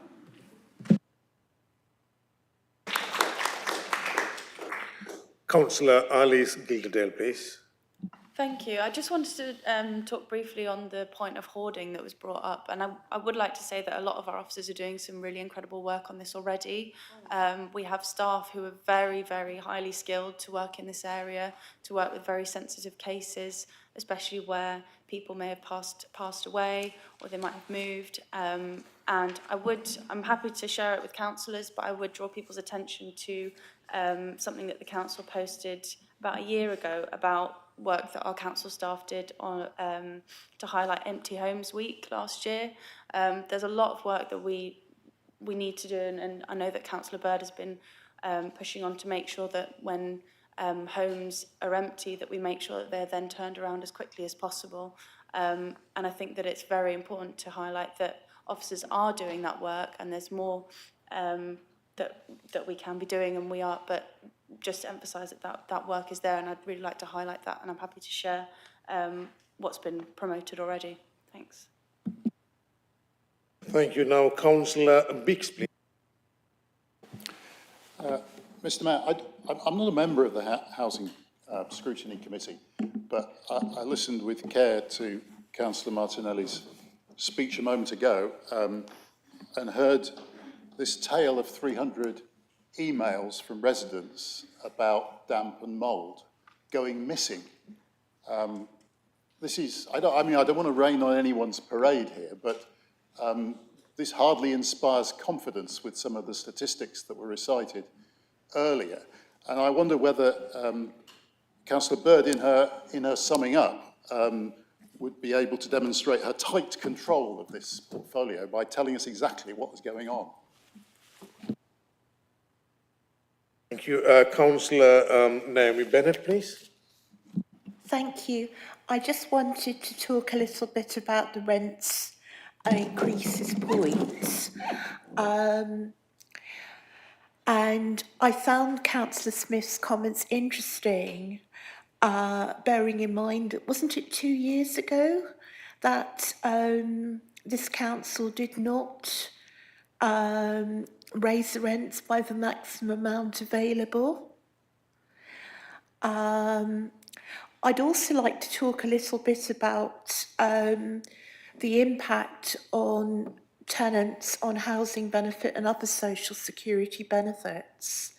And the problem we have is that there's a difference between the theoretical system and the entitlement and what people actually get, because we have a system where sort of people's benefits are often subject to clawbacks and stoppages, particularly when they've got in-work benefits, such as child tax credits and working tax credits, because the system is that they're overestimated and then underestimated and clawed back. So quite often our residents are struggling to navigate through the system of social security, and I'd like to say a word of thanks to the financial inclusion officers whose work has been exemplary. And as a member of several low-income tax reform groups affiliated with my professional body and somebody who's done a lot of pro bono advice in the past, I would like to say that the team is first rate. Councillor Pollard, please. Thank you very much, Mr. Mayor. It is kind of profoundly depressing, having been housing spokes at this time for the last couple of years, that we're still asking for the same things. We've been pointing out the issues with damp and mould, and initially, to be fair, it was quite a new thing, and we did think, oh, maybe it'll just be that winter, but it's getting worse and worse. And every year, you don't seem to accept that there's a fundamental systemic problem that needs solving. I take Councillor Holloway's point about decent homes, but as I'm sure you know, and as we've made the point over repeated years with Councillor Lee and Councillor Martinelli, the decent homes only assesses the ones you go in. So last year, I think it was 1,403, if I remember, that we'd never entered. So the 99% is the ones we've been in. So we've still got this massive gap that needs addressing. Ours is a proper amendment. It's budgeted. You may not agree. The Greens clearly are happy with everything you're doing with damp and mould, but we actually think no, it's not sufficient to rely on a spot check with no costing. Councillor Martinelli's worked incredibly hard to cost what we want to do and to explain his reasoning. We in the Liberal Democrats see these problems as signs of major systemic failures, and we need the resources to sort it out now. I do take Councillor Holloway's point. There's always a payoff, but for me, fixing damp, mould and condensation now saves money in the long term, because that's stock that reduces in value, never mind the impact on people's lives. I think the loss of many tenant emails that Councillor Bick and Martinelli have referred to is also shocking, but I know that our housing officers are really good. I don't think anyone would do that deliberately, and I hope very much the Labour group would agree with me on that. So to me, this is another systemic failure. Not enough staff, spread too thinly over too many cases, but yet every year we've not got anything in the budget to try and stop that decline. We would really like everyone in this chamber to support our reasoned, costed amendment. You know, these are people's homes and lives. They're the most vulnerable people in our city. You know, and I don't like the fact that every year it comes down to politics, that we suggest something that's not a Labour idea, so you veto it. So please, let's invest in it now. We want to support you. We want our tenants to have a decent right to live in houses without damp, mould and condensation. So I would urge everyone in this chamber to support our amended budget. Thank you. Are there any, Councillor Hussain, please? Thank you, Mr. Mayor. I can give you a good news.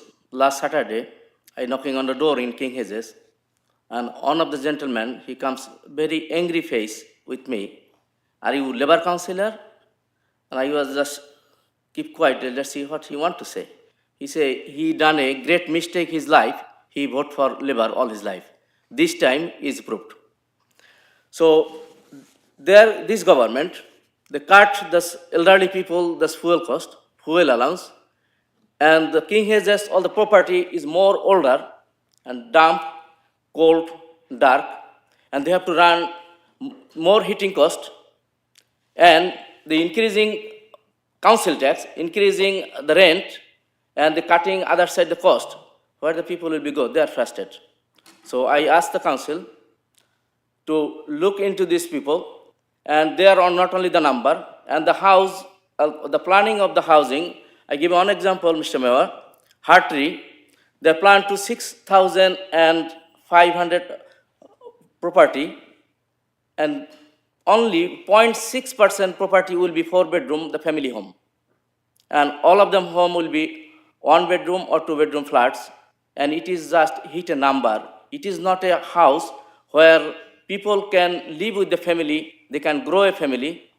It is very short-sighted plan from the Labour government. Mr. Mayor, last 5 years, only 17 property was rent out by Cambridge City Council 4-bedroom, and hundreds of people are waiting their lack of 2-bedroom, lack of 1-bedroom, but no solution, and they have no plan to do it. They just only want to hit the number, because this government they make a plan 1.5 million home. They will build it within 5 years, and every day 800 home. I want to see how many houses already done. 6 months already over. Honeymoon period is already over. Now is the real time to want to see the people. Let me stop you there, Councillor Hussain. I think you're just going to Parliament. This is not Parliament, it's Cambridge City Council. Just stick on with the issues of Cambridge City Council. Thank you. Yes, but Cambridge City Council, we cannot neglect the tenant. We need to look after their home quality first before they increase any rent or any council tax. Thank you, Mr. Mayor.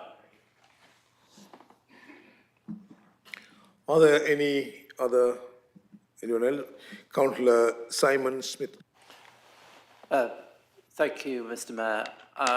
I'm afraid I don't think the Conservative councillor has any right to give us any lectures on council housing. It was 1979, the Tory government started the sale of council housing. They absolutely wrecked the housing revenue accounts. The stock has shrunk. They didn't build any new council houses. They thought that all council tenants were Labour and therefore they weren't going to build them. This is the root cause of the housing problem that we have today. Shortage of council housing, the people on the waiting list. If we carried on building council housing, we wouldn't be in this situation. Their belief, their ideological belief was that the market would take up the slack, but the market took the opportunity not to do that. So it created a shortage of housing and inflated prices. And that's made it even worse for people now who just can't afford housing. So he's in no position to lecture us on housing at all. Thank you. Any other debate? So, Councillor Richard Swift, please. Thanks, Mr. Mayor. Just coming on to what Councillor Smith was saying, I'm very pleased to see on page 150 about how local authorities are now able to keep 100% of receipts from sales of council homes. That was one of the most destructive things that Margaret Thatcher ever did, was to sell off our right to buy without allowing the money generated to be used to be pumped back into building replacements. I'm very pleased to see that's now ended.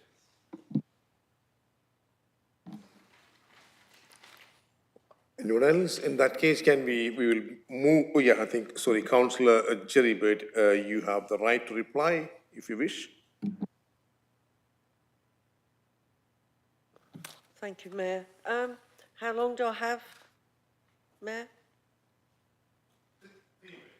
3 minutes. Thank you. Go. Right, okay. Councillor Martinella, thank you very much for your comments on our budget.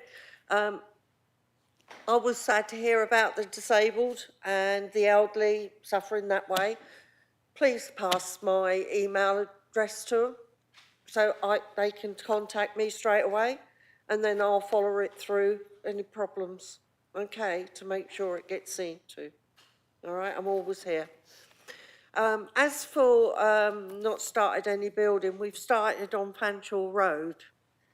So that's really good news this year. That's our first development so far to start. Stanton House is a big one for me. You know it took so long to get this development started because of the vulnerable people that were in that complex. So what we're doing, we're now keen to increase the amount of affordable housing in the city centre. As you know, officers are working hard to make Hanover and Princess viable to the council as a large decant cost of this site. Supporting portfolio approach will mean we can make Hanover and Princess viable and still with more than 40% affordable, but increase elsewhere such as Stanton House. That's why a report about Stanton House will come to Housing Scrutiny Committee on the 11th of March. So that's a big one. But we couldn't do anything because we had to make sure that all the vulnerable tenants were well looked after, which they have been. I'm trying to remember all your questions. Going back to you, Councillor Tong, thank you very much for your kind words on the budget. Just to let you know that the garage sites, we have taken garages down before and built modular homes because some of the garage sites are only small. But of course, if you've got any garage sites that you think could be pulled down in your ward or anybody else, please come back to me and we can look at that. Because, like I said, we're desperate for more modular homes in the city. I think, and then the 300 emails, I'll go back to officers and I'll get the information and email it to you, Councillor Martinella, okay? Councillor Bick, sorry, it was you that mentioned it. Sorry, I will get back to you, Councillor Bick. And Councillor Bennett. Councillor Jerry, I know it will take a bit longer than 3 minutes. I'll extend it up to 3 minutes. Sorry, 5 minutes. Yeah. 5 minutes. Yeah, I've just got one more bit to do, actually. Councillor Bennett, you mentioned about the rent increases. So in 23, we put the rent down to 5% because it was a really hard time at that time for tenants, well, everybody. So we decided to lower the rent down, if you remember. But then in 24, the rent went back to how it should be, to 7.7%. Then this year, when we looked at the paperwork and advice from the officers, we decided that the rent could come down to 2.7%, which is going to help a lot of tenants. I know they've got council tax, like we all have to pay. But anybody who's on any, who has problems with this can get in touch with the council and they'll get advice on what to do if they're able to claim housing benefit, universal credit, whichever. Okay. So I do keep an eye on that. As for the damp and mould issue, that does concern me and I'm always going on about it. I do worry about our tenants, but then again, sometimes it's the tenant not contacting us and letting it go bad. So if the tenants would contact us, contact me, I don't mind, and we can get it sorted out quicker. But that's one of the main things. The tenants must help us as well. Thank you, Mayor, and thank you for the extra time. Thank you. Members, now we will move to the electronic vote on the Liberal Democrats budget amendment recommendations, which are on page number 9 to 10 of the information pack.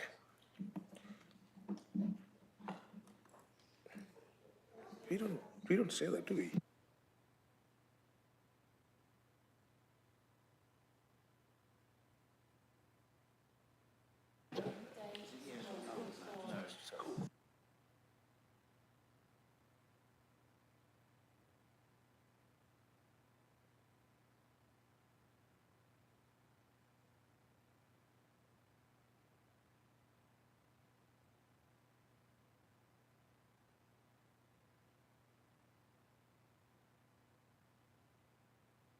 Yeah, it is 24 against and support, 411, abstention 4. Therefore, the recommendation has been rejected.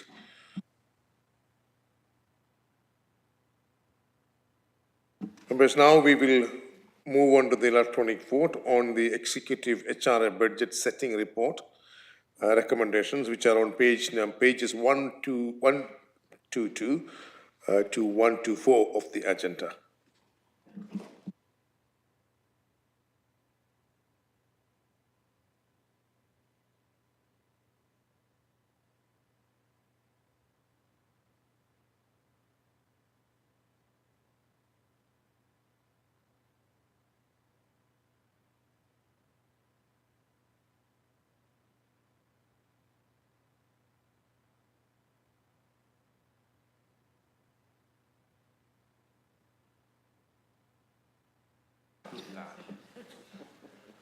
Who's voted against it? Who's voted against it? 23 in support and 2 against, 14 abstention. Therefore, the recommendation is carried.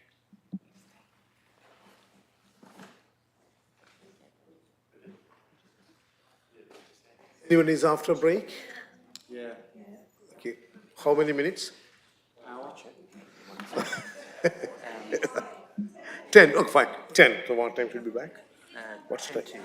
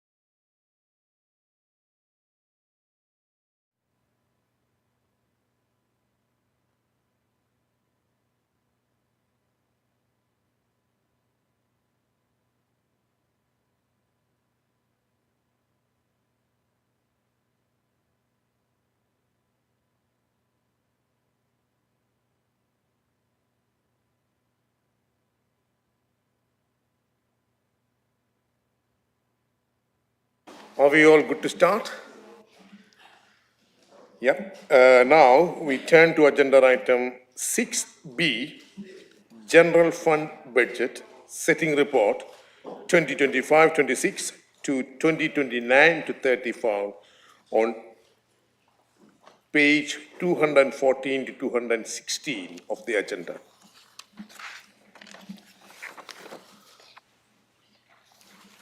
The executive and two opposition groups will have up to 15 minutes each to present budget proposal or commentary.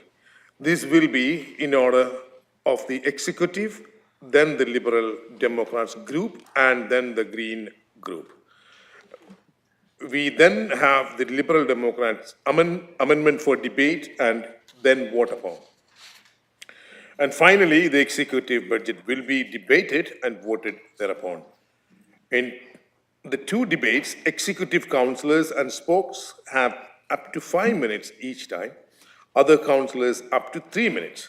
The executive councillor of finance and resources has the right to reply up to 5 minutes after each debate.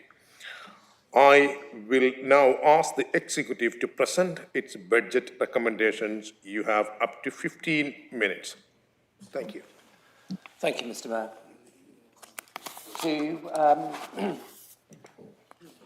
Thank you, gentlemen.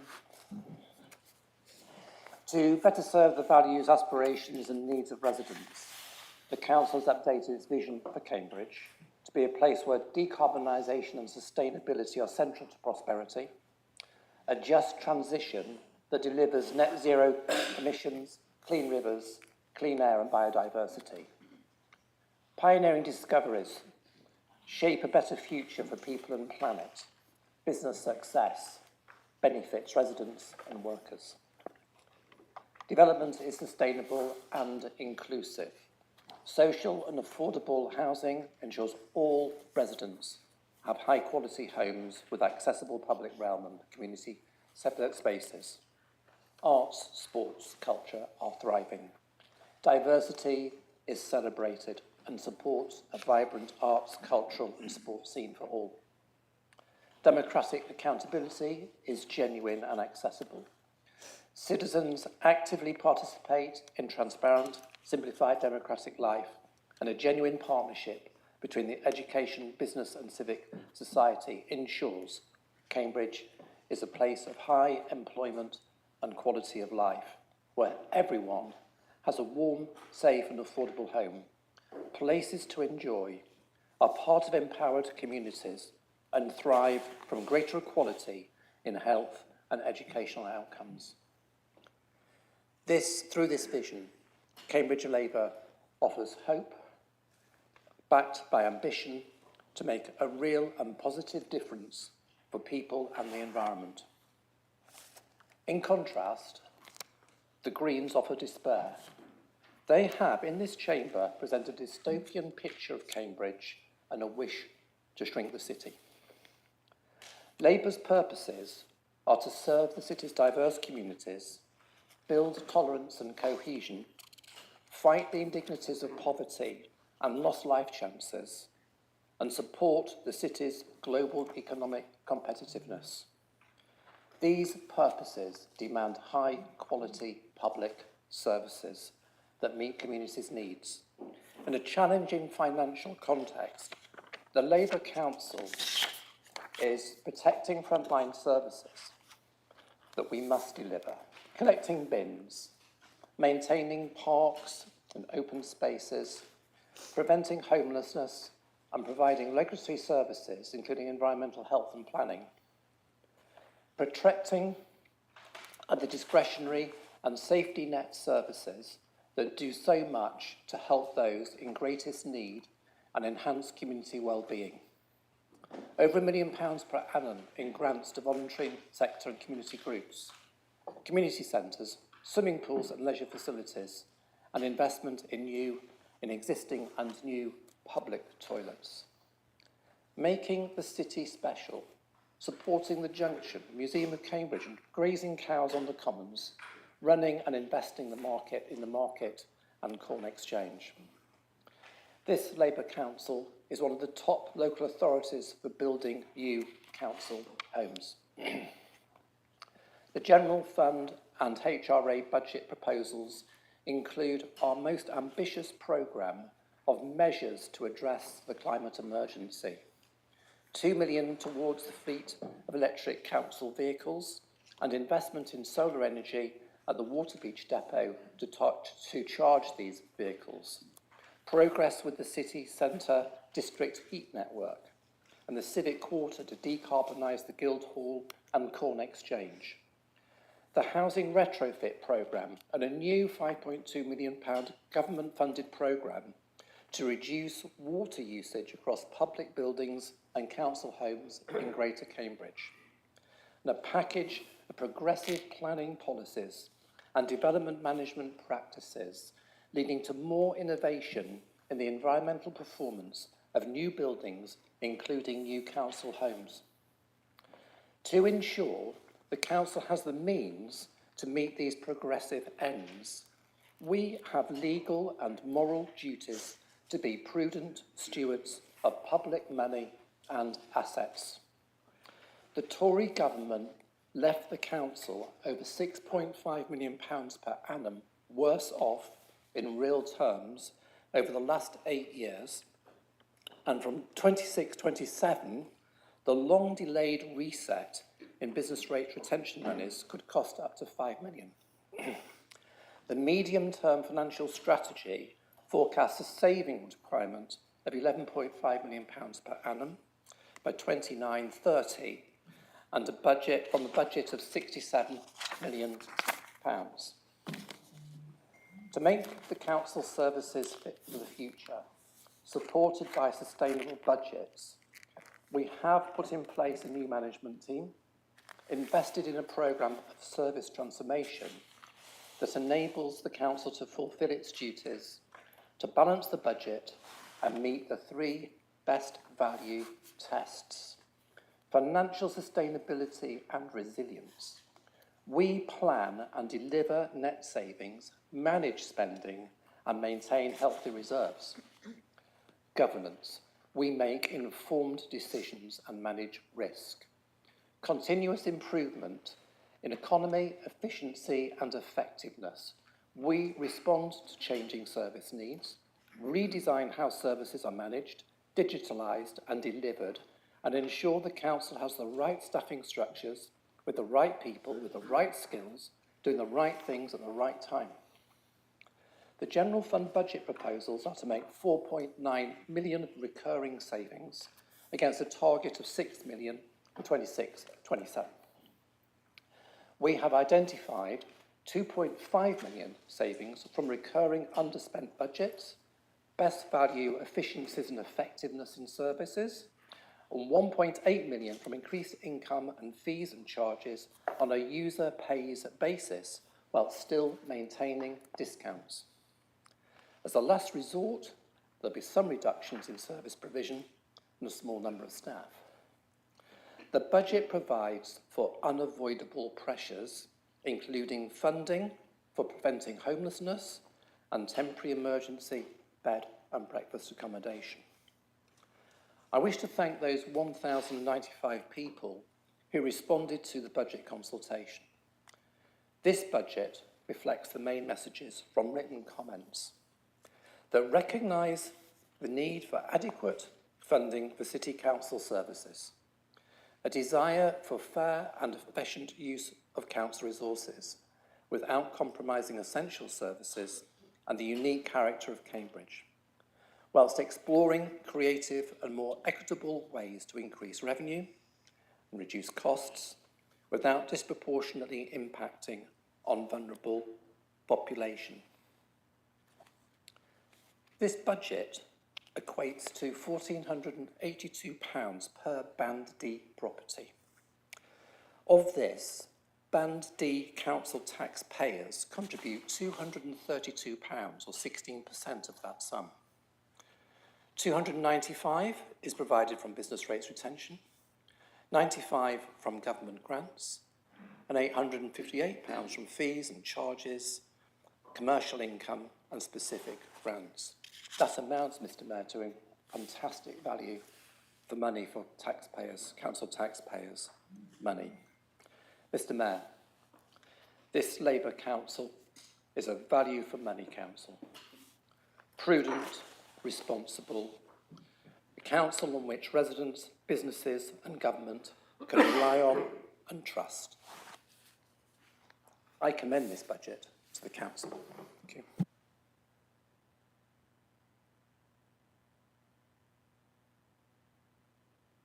Thank you. Now I call upon the Liberal Democrats group to present its budget amendment.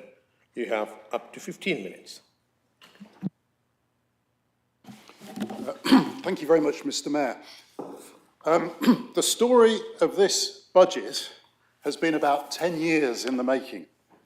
For it's 10 years that the Labour administration here has been talking about transforming our council. That's talking but not doing it. The council has known it has a funding gap, but has kicked the matter into the long grass, presumably hoping that a Labour government would come and bail them out. Well, now they have their Labour government. The scales have fallen from their eyes. It is not fundamentally different in its attitude to funding local government than the last one. So after smelling the coffee, we have this mad dash to get the council's financial plans in order. The consequence is that discussion and careful consideration, which could have occurred at any time over the past 10 years, has been skipped. The public has been asked for their views, because they had to be, but many of their responses have been ignored. Our message is that though action has clearly always been needed, it does not justify doing simply anything. It matters what. Years of karma, followed by emergence from your tent like a whirling dervish, is just not acceptable to people in Cambridge, and it's not consistent with good government. From this budget, enormous change to the council's organisation is going to happen in plans that haven't been published, but councillors can go and try and make sense of them if they really want to. The plans involve a net 44 redundant jobs. It was clear at our Strategy and Resources Committee that members opposite weren't all aware and hadn't found out. Well, we did want to, and we have. And what we found caused us to ring the alarm bell. Some of what is there needs the challenge and scrutiny that makes any big plan stronger and better. And it hasn't had that. It hasn't had a chance to have that.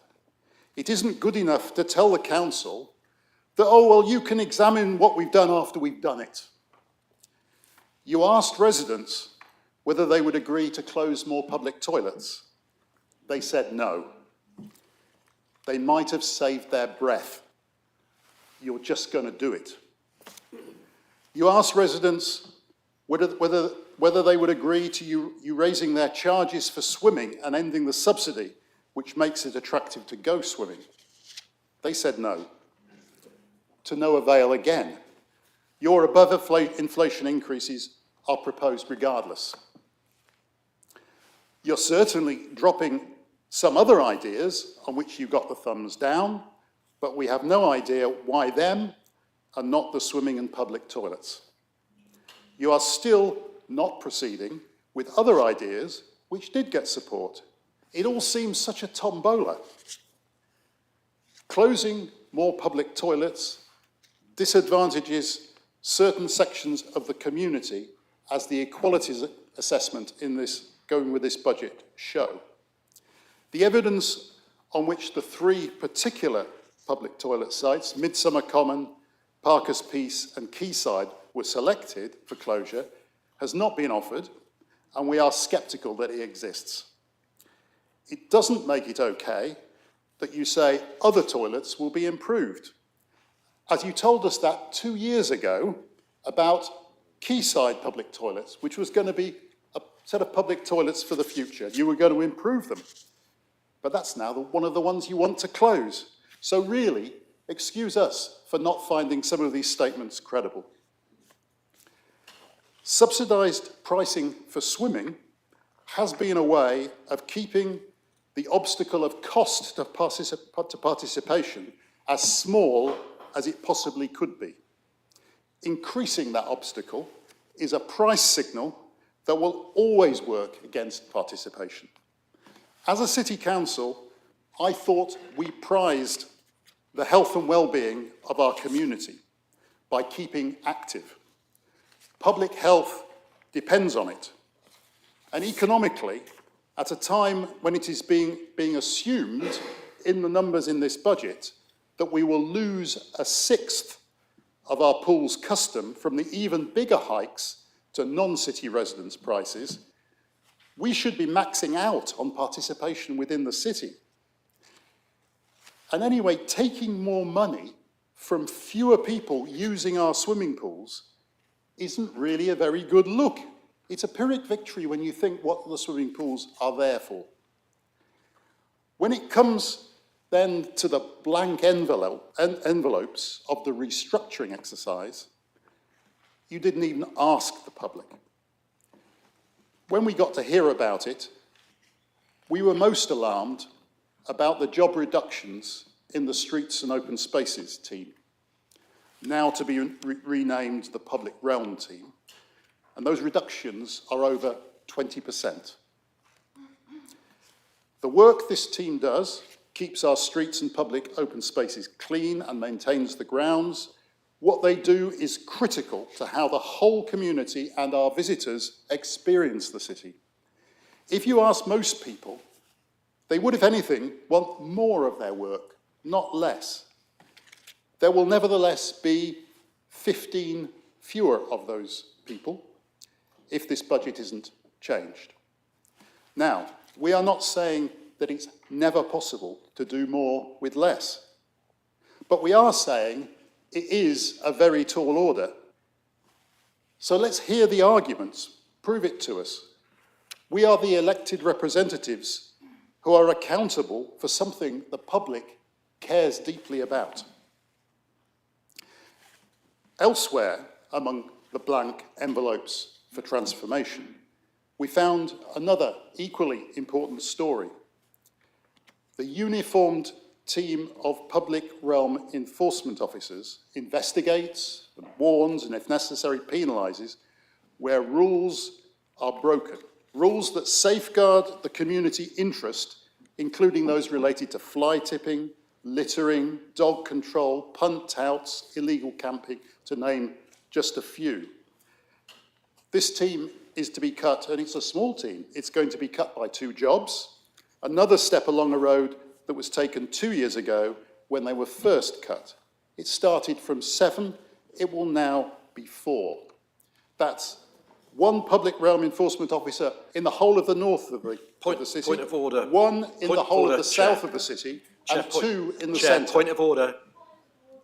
We're slightly concerned that these things are not probably meant to be discussed at this particular moment in time, given what's occurring tomorrow. Thank you. Well, if they weren't possible to be discussed, what is the point of having a budget debate?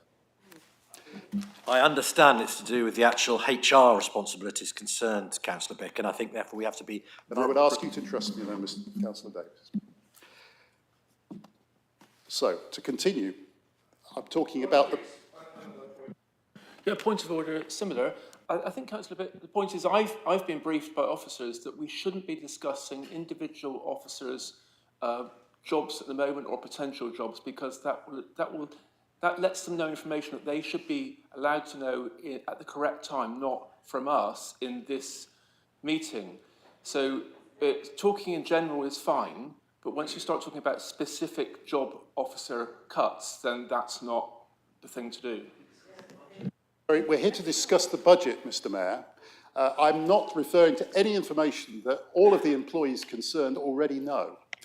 And I fully expect you to tell me later that the jobs concerned that we're just discussing are all vacant anyway.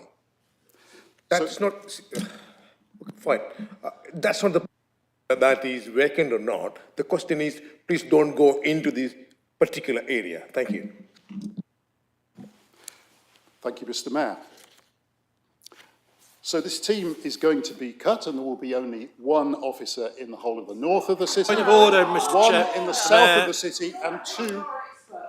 So, we have come here to discuss the budget. Members opposite seem intent on preventing the results of their budget being discussed in public. This is reprehensible. We were told that we are not supposed to discuss specific parts of the structures and the restructuring, but we can talk about the services and the way that services will run. And this was something that we were all aware of, I believe. Yeah. How can we discuss how services are run without discussing how they're staffed? I have just taken advice. I have been advised that you cannot talk about the specific job.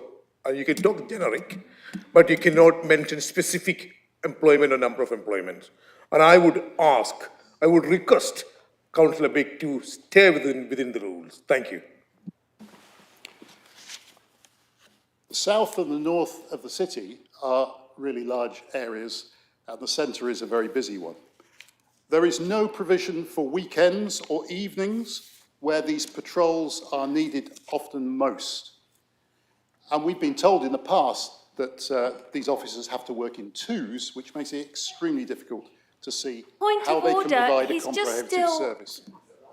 Talking about specific job roles, which highlights which staff could be impacted. It's totally inappropriate.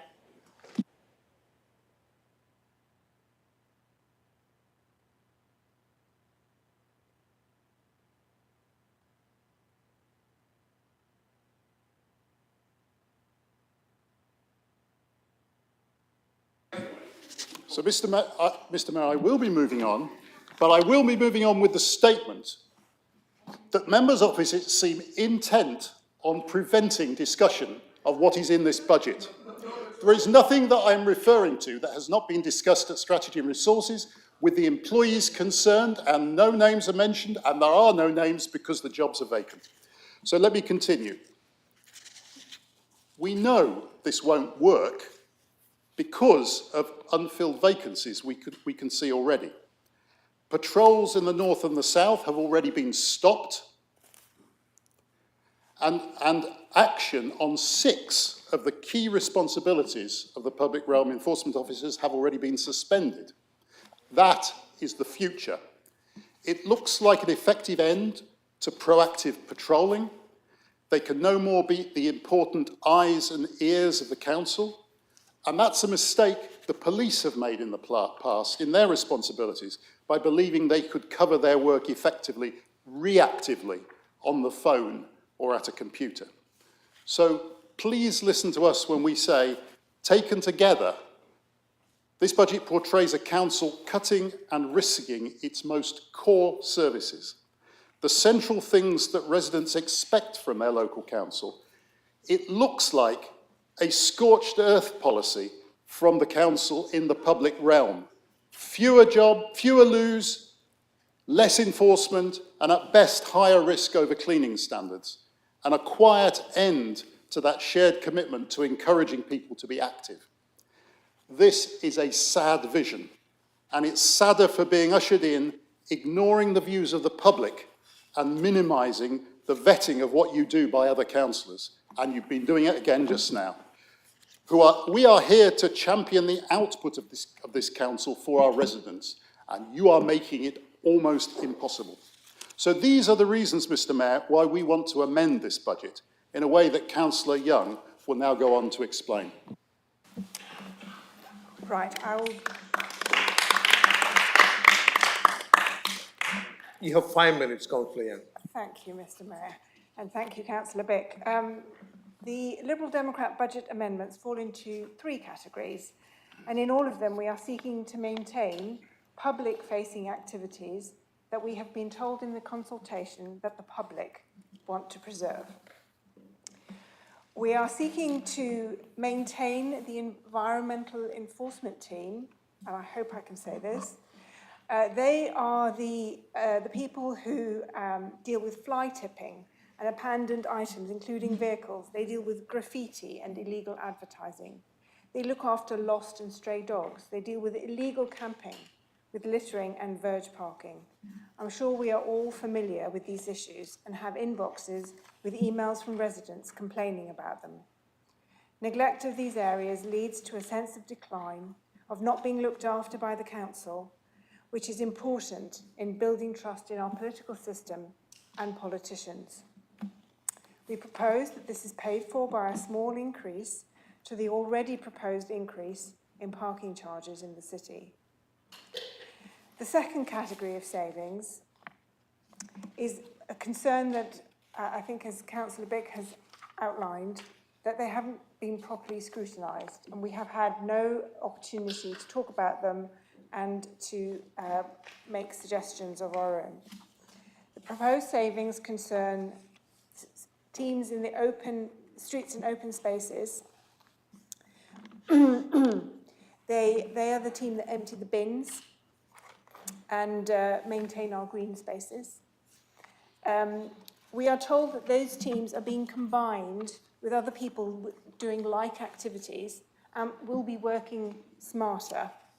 But given the nature of the work that this team does, it is difficult to see how this will be effective and will not affect the public.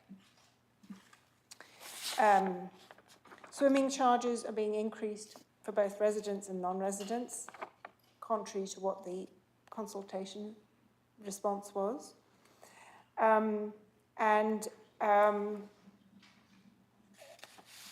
Public toilets are being closed, which has provoked an outcry, I'm sure we're all aware.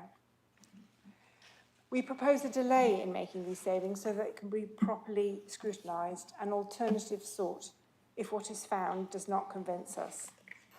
This will be paid for by a reduction in the contribution proposed to be made to the Transformation and Reinvestment Fund, which is currently thought to exceed the calls likely to be made upon it. And finally, the third category, we call for a review of the operation of the crematorium, which makes less money each year, so that a decision can be made on its future. Similarly, we propose a review of the possibility of a local authority trading company, which has the possibility of bringing more income to the city by extending existing services to third parties. And this has been done in other similar cities, such as Norwich and Oxford. We believe the Liberal Democrat amendment is where most people in the city are. It allows the council to pull back from the brink and be really sure this is the best course for Cambridge. It is so important because of the controversial way parts of the budget have flatly contradicted the advice of the public, and other parts have been kept from democratic scrutiny by councillors who were elected to be accountable for the core service the council provides. Thank you, Mr. Mayor. Now, may I call upon the Green Group to present its budget commentary? So you have up to 15 minutes. Thank you. Thank you, Mr. Mayor. And thank you to all of you, because it's 8:30. Most of you have already been at work for over 12 hours, and you're all sitting here listening. So I won't abuse your patience. I will not be repeating any of my comments and questions from Strategy and Resources, where we also discussed the budget. Other than to say the Green Group welcomes the decarbonisation of Abbey Pools and the commitment to keep these very important pools in one of the poorest areas of the city affordable. So thank you. And this is probably the only nice thing I'm going to say about the Labour Group all night, so treasure it. Okay. What I really want to talk about today is the implications of the Civic Quarter project and the local government reorganisation. Councillor Smith has talked about what he thinks makes an excellent council. and I'm still quite new to all this council stuff, but I do know what makes excellent financial management. There should be no surprises. There should be a good flow of financial information to decision makers, and we should be responsive to what's happening in the outside world, and planning ahead to anticipate it. And I know it's been a very difficult year for the finance team, with a lot of changes of staff, with some posts remaining unfilled. But I do not understand why we are having to make an emergency decision in January on the Folk Festival future when we should have known the financial outcome in early August. Liberal Democrats have asked questions about this, and I think we'd all like to see some answers. However, the £324,000 loss on the Folk Festival is small potatoes compared to the overall situation we are in. At my first budget meeting, we heard that in spite of being asked to do everything we possibly could to support the city through the COVID crisis, that we were only going to get repaid half of what we'd spent as a council by the national government. And this year we seem to be in the same position with the NIC increases, where again we are only going to get half back of the additional cost of the council. So we've had a change in government, but we don't seem to have had a change in attitude. So on to the expected local government reorganisation and the impact that it's going to have on us. The Cambridge City Council, as we know it, will cease to exist from 2028. And what that means is that we will have new leadership, probably new political leadership, and new decision makers. And it is that new leadership, which I understand will be elected from 2027, who should be making the decision on our future place of business as a council. It's not a decision we should be making for them. For that reason, we call upon the Civic Quarter project to be paused, because otherwise we fear that the outcome is that all we will do is spend on some consultancy fees, and it will be too close to reorganisation for anybody to support that project being taken forward. Nobody in my ward can understand why we are doing this project anyway. To many residents, the historic centre and the Guildhall is somewhere they don't visit. Councillor Davey is pointing out that he lives in my ward and he does feel he understands why this project is going forward. So I'd like to accept this correction as fact. So, Councillor Davey, we've always known you're special, but you really are, as far as Abbey residents are concerned. So, I said I wasn't going to speak for long, and indeed, I'm not going to speak for long. You've already got my report. I know some of you have even read it. So all I'm going to say is thank you and good night. We now debate the Liberal Democrats group amendment, which is deemed to have been moved and seconded.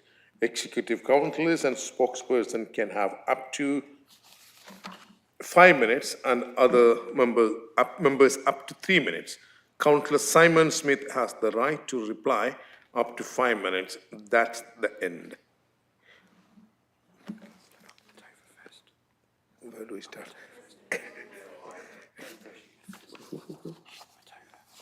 Councillor Lokmatova, please. Thank you, Mr. Mayor. May I declare interest, please? I'm directly involved in the Guildhall project as passive house designer. Thank you. Thank you. Councillor Hussain, please. Thank you. Thank you, Mr. Mayor. I learned a sentence, always bad working men always blame their tools. That's our city council. When they're cutting all the essential service, the public toilet, they're charging higher car parking cost. Now, Grand Arcade car parking, £33 a day, another 24% will be £42 or £40. Will be financial burden for residents and negative impact for local businesses. And they're doing the consultation. I know the consultation already predetermined outcome. Residents of Cambridge want to know last 3 months what the consultation was and what's the report. And if we expend public money, the consultation will be not follow. That will be the threatening of democracy practice in here. People voted us. We are here to listen their voice. And even Labour councillor, King Hedges Elisa Miscellany, she was 2023 mentioned consultation is a information gathering tools. So we expend money, definitely people voice should be heard. And our essential service need to keep alive, especially public toilet and leaf cleaning and grass cutting from the park. And we need to reduce the proposed car parking charge. Our neighboring council, East Cam, they are celebrating 12 years freezing council tax. How they do it? So, and we always blaming our central government, but no, we should be blessed for the central government. They give something for Cambridge City Deal. We are getting something from there. And this East Cam, they freeze council tax for 12 years, no extra borrowing, no expending taxpayer money or debt interest. Balance budget for next 2 years. And they big parking, they mentioned the parking is free and you are welcome to come back again. They know how to grow the business. And we put a public more burden for financially, the parking charge, the people are avoiding the city to come to enjoy their city. And I asked to review the budget. Again, we need to prioritize the essential service. That's why the people sent us here. Thank you, Mr. Mayor. Thank you. Councillor MacPherson, please. That's fine, it's fine, don't worry about it. Thank you, Mr. Mayor. This is something I thought I would never have to do in 14 years as a Labour councillor. But I find myself having to agree with the Lib Dem amendment on the public toilets. I think as councillors, we have to be honest to ourselves and to our residents, and we all have a line in the sand which cannot be breached. In my own personal case, many of you know I had bowel cancer, which meant for over 12 months I had to have a colostomy bag. Now, it doesn't sound too bad, really, and we talk about it all the time, but I can assure you that having to wear a colostomy bag puts you in an extreme case of panic when you have to go out, because you are never sure exactly when you need to find a toilet. And I was so relieved that I had a radar key and there was all these toilets nearby I could use. Now, for some people, they looked at me as though you're not disabled, why are you using a toilet? So for a lot of us, you can look at people and have no idea what they're going through. So I believe that this council should be proud of itself for the public toilets we have, not try to say it's a non-statutory thing, we don't have to provide any, we have more toilets than X, Y, and Z. This is something that's it's pride and joy. 8 million tourists come to Cambridge, one of the most visited places in the whole of the UK. And I know there are financial implications, but let's look at the financial implications. Our financial officer tells us that our minimum reserve should be 6.541 million. And our reserve will actually be 10.72 million. So we will have a 4.816 million surplus unaccounted for. So I agree with the Liberal Democrats that we need to suspend this action on close the toilets, do a further review to find out exactly why they're not being used, because I find it strange that these toilets aren't being used. So I think we need to look again at what we're doing. I think we need to say, no, we need to go back, have a look at it, come back with the facts and figures again. Let's have a proper debate. There's so much to talk about in budget meetings that we've already discussed. And we could spend all night on these public toilets debate, but it's something that does need to be debated properly and thoroughly. So like I say, I found it really difficult that I've had to stand up and speak against my own group tonight. But like I say, there's a line in the sand we all face, and that line in the sand tonight has come for me. Thank you, Mr. Mayor.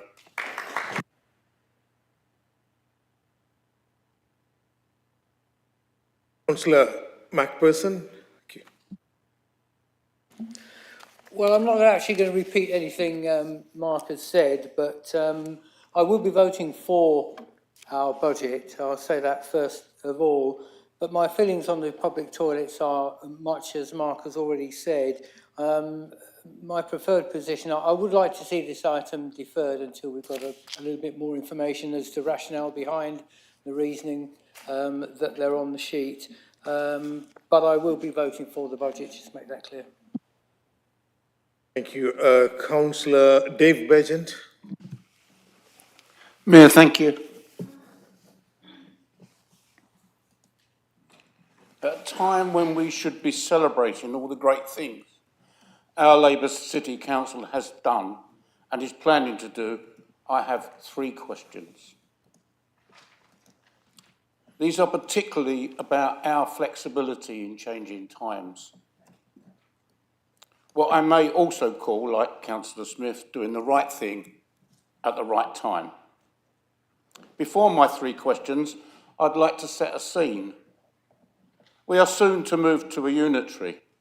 This is unlikely to be good for Cambridge because Cambridge City will have less constituents than the surrounding area. And the result will be that despite Cambridge being the base that government is praising, there will be more councillors representing the area outside of Cambridge than those in it. In short, the councillors within the city will be outvoted by councillors from outside. We have already experienced the way that South Cambs voted to stop STZ. This has buried a plan 2 years in the making to reduce pollution and congestion in this city. The councillors from outside Cambridge will understandably be more interested in looking after their own areas. Therefore, any reduction approved today will be unlikely to be reversed by a new council on which only a third of us will sit. These councillors are also more likely to favour meeting in South Cambs. They will have a point to make. So I'm asking 3 questions. First, should we consider being more reactive to the changing circumstances as we look to move towards a unitary? Second, would it be wise to suspend the start of the restoration of the Guildhall to release funds to cover some of the things that are being changed? And then third, could we then use the budgetary savings to support current services? Thank you, Mayor.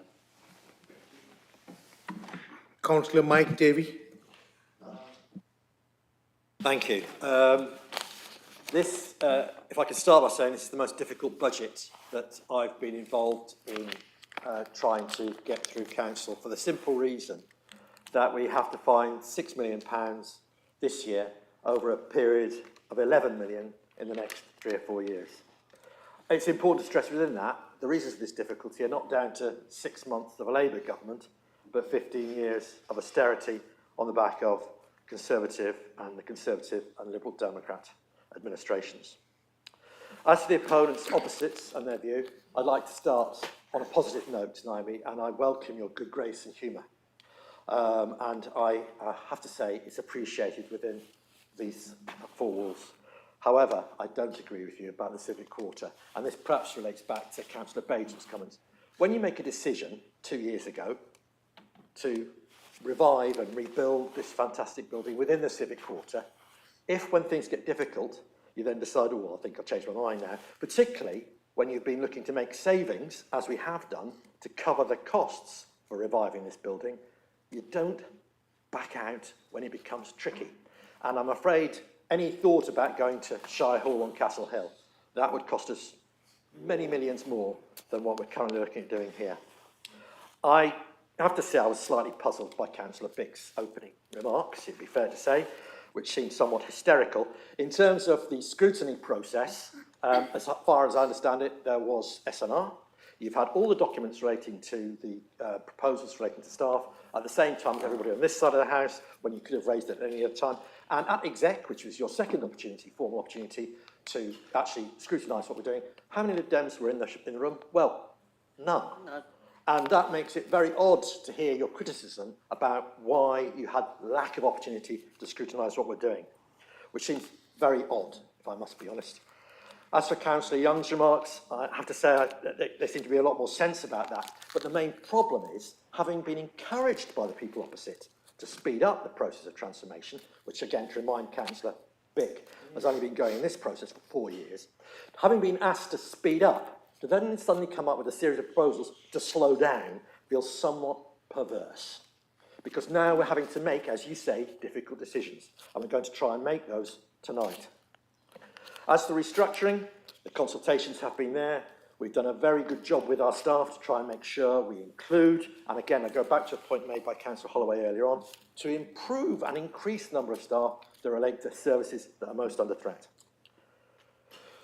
Relating to Councillor Ashton's comments, I have to say, most moving, and it's difficult to really argue against what Councillor Ashton says. All I would say is the proposals related to toilets have been thoroughly costed.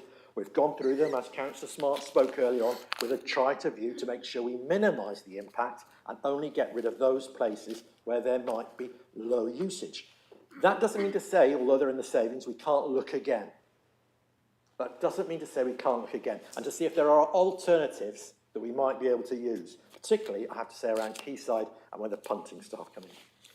So if I conclude by Dave's three questions, Councillor Bajan's three questions. Should we be reactive to the changes relating to unitary authority? The answer to that is yes, Councillor Bajan, because we don't know what the proposals are now. We're in the process of discussing, negotiating, trying to come up with geography that might make sense within, I have to stress, the combined authority area. There have been no definitive decisions made. And linked to that, the number of councillors, I don't know how you could possibly know what the number of councillors will be, as opposed to us, as opposed to outside. If we don't know the geography, you can't know the numbers. And again, I would stress that you need to look at the urban geography, not just the Cambridge City Council boundaries, because that's what the city is about now. The restoration of Guildhall, we've made a decision, we have to crack on with it. But that means to me that doesn't mean to say it's blind-faced. We have to look at what's going on, and that means we have to look thoroughly at the work that Councillor Smith's doing in terms of what's right for this place. And the one thing I can guarantee is we need it civic centre for this city. And to not do the changes here makes it all the more likely it won't happen. Although I have to say any unitary authority that does not have Cambridge in its heart would be very odd to me. And finally, the budget savings support, Dave, I think, frankly, we just have to crack on with what we're trying to do, and that's to make as Councillor Smith's already said, a financially viable city council. Our prudence, the way we've tried to manage the budget over the years, I think has been exemplary, and Councillor Smith's carried that on to the best of his ability. I think why I particularly recommend this budget to you all is quite simply that in addition to making savings, in addition to making our council work better, we actually offer hope to this city. And hope is such an important thing in these times. Thank you very much, Mr. Mayor. Councillor Fabbert, how I pronounce it correctly, sorry. Thank you, Mr. Mayor. Mr. Mayor, I would like to say that I am very pleased to see that the Council is This year's budget invites us to reflect on Labour's vision for the city, the so-called Cambridge Fair for All. No one can deny that it inspires optimism and empathy. But the Fair for All is no other than a cliche, I'm afraid, a convenient use. The proposed public toilets closure significantly impacts us all, as we have seen.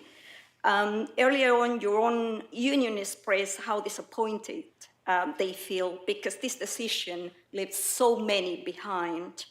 It represents another hurdle, a discouragement to participate in public life for many, for so many. So I really appreciate Councillor Ashton's comments, but as a mother, I have to say how difficult it was for me to be able to go out because of the problems I had, and finding a toilet, an available toilet, was a relief, not only a relief, but a reassurance for me. Of course, current constraints force tough decisions. We can't deny this either, but it should not be at the expense of exacerbating inequality. The proposed closure includes key tourist spots where significant funds have been spent on rebuilding, such as park space. The events at this park facilitate not only revenue for this council, but it is widely used by our residents. And also, it's within line with this council's objectives. Mr. Mayor, the solution is let's go back to practicing empathy. Let's notice, for example, the quality impact statements for this budget. It recommends closing underused toilets on the outskirts, prioritizing high traffic areas.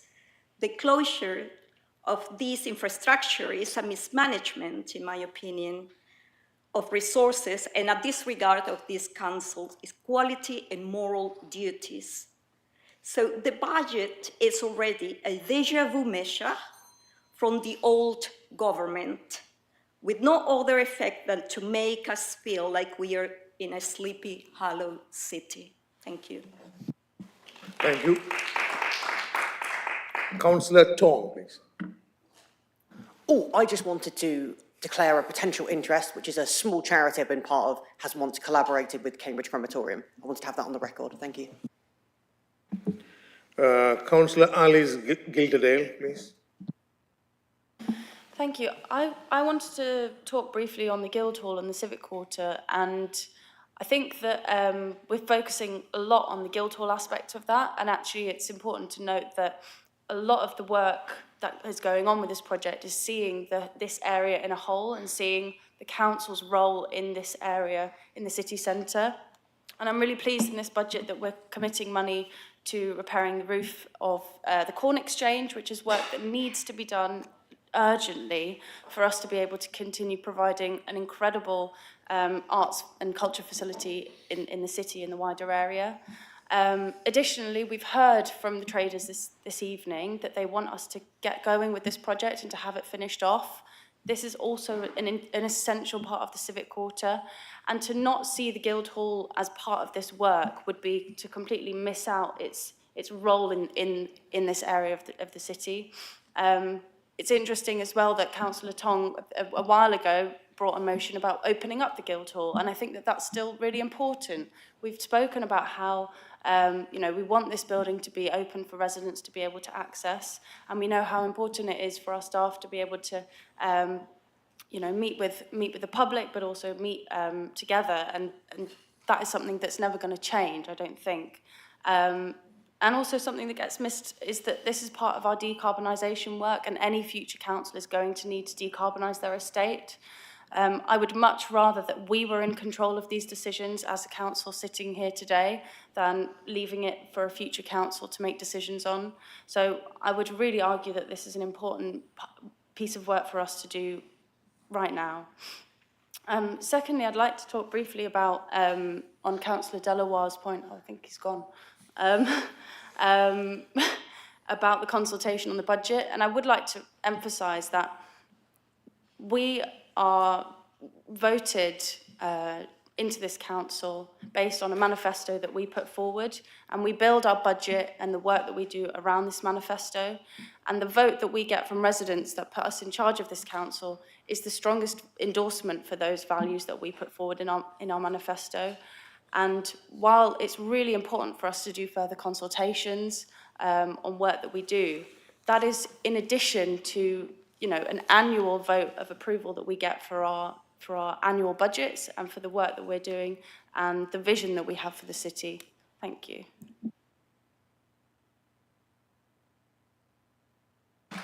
Councillor Huq, please. Mr. Mayor, am I the only one who finds it surprising that the budget consultation asked residents about some items that might result in savings in the thousands, only for the council to then announce almost £500,000 in cuts that go directly against the consultation results?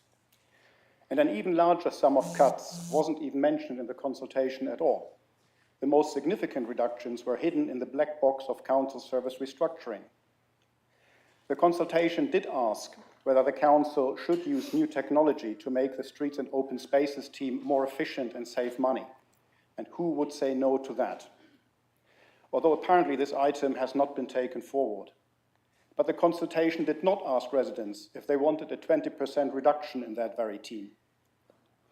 For those who care about the answer, it's there in the free text responses, where the cleanliness of public spaces was the top concern. But honestly, we don't need a consultation to tell us that. This issue comes up again and again on the doorstep, on social media, everywhere. For many residents, this is the core service they expect from the council. It impacts their daily lives. The streets they walk on, their commute, their weekend and evening walks. It's about quality of life.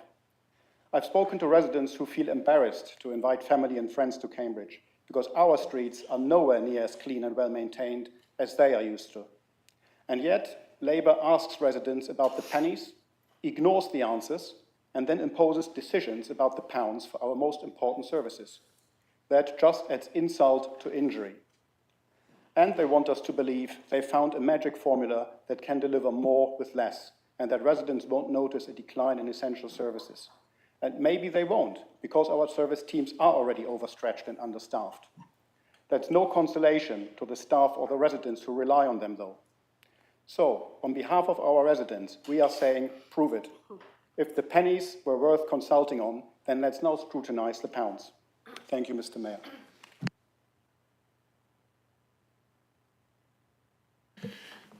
Thank you. So, Councillor Ashton, Mark, thank you for sharing with us. Obviously, it's a very concerning situation. I am aware of the issues. As I said earlier, working for Disability Cambridgeshire, I know all of those issues, and I've still taken the decision I have to recommend to Council. You've also been a good councillor, Mark, for years, and I hesitate to criticise you through you, Chair. But in my experience of being a councillor, what I've learned is it's about the residents, not about us. Anything I might be concerned about in my life is not the issue, it's about what residents think. So that's what I'm concerned about. And part of that is about the budget, making the books balance. We can't go bust as a council, that can't happen. Some councils have, but we're not going to allow that to happen. So further to that, Councillor Ashton, reserves are capital. Toilets are revenue funded. We're aiming to save £121,000 per year on the savings on these toilets changes. When we built those new toilets on Parker's Piece and the ones we're talking about closing now, in 2003, if you'd been saving the amounts of money over that time, just over 20 odd years, that'd be just over £2.5 million saved from the budget. So it's not about how we can fund it from reserves, it's about how much we want to fund it going forward. What I'd also say to Council is look at the budget in the round. Toilets are an emotive issue, I understand that. We're talking about toilets tonight, but it's not really about toilets, it's about making the council work effectively, making the budget work. Simon's put a lot of work into this. We all have. Officers have. So don't just think about toilets if you want to vote against this budget. Think about the whole budget. On your point, Councillor Flaubert, going through you, Chair, empathy doesn't make the budget balance. So if I've got time, Councillor Hussain, if he's there, yes. We have a climate emergency, Councillor Hussain. I don't know if you've noticed. We can't be having people just driving into town with cheap car parking charges. That's not the point. You're moving in the wrong direction, sir. So that's the point of that. And on the earlier point about car parking charges from the Lib Dem proposals, through you, Chair, it doesn't make sense. There's a sweet spot with car parking charges. It's an art and a science to charge the right amount that we can make the maximum income but still get people parking. If you raise it above that sweet spot, less cars park, less income is made. So you won't make it work. Your budget falls.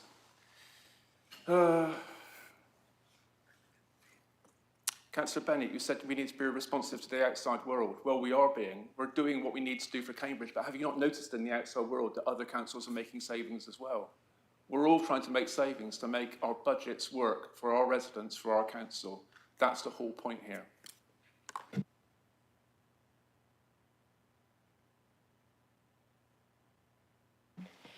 Thank you, Mr. Mayor. I was going to start by expressing actually our thanks and our great respect actually to Councillor Ashton for the emotions he expressed earlier. I recognise, I think we all as members of political parties recognise that it is incredibly difficult when you're in a position where you feel you need to vote against the direction of your group or at least one part of it.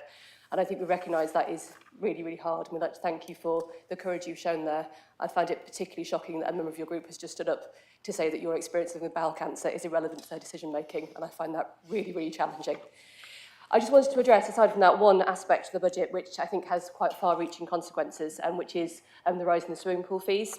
So public services like swimming pools, they aren't just a thing which is recreational, they're a vital part of our city's health and wellbeing infrastructure. And that's why, for me, the changes to the swimming pool fees are quite so concerning. So for years, subsidised swimming has been one of the council's ways of encouraging residents to maintain an active, healthy lifestyle. It's been an inclusive and an affordable way for everyone, regardless of their financial situation, to participate in physical activity. But now, as a result of this budget, the administration is increasing these fees significantly, even though the public consultation was very clearly against that. So for me, the logic behind this fee hike is quite a dangerous one. I understand for the administration, they want to make a bit more money to put into the reserves, but actually my concern is that those higher prices won't raise more revenue. All they'll do is they'll discourage people from participating, particularly people who already face barriers to access. So the price increase doesn't just reflect money, it also means you're limiting participation in something that's crucial to public health. It seems that we could see a sixth of the pool's regular users disappearing, especially with the even higher hikes proposed for non-residents. So what does that mean for us as a city? Well, I think it means less use of our swimming pools, less engagement in physical activity, and ultimately a public health setback for us. We're a council who pride ourselves on being inclusive and welcoming, and so I think we should be focusing on increasing access to our swimming pools, not trying to push people away.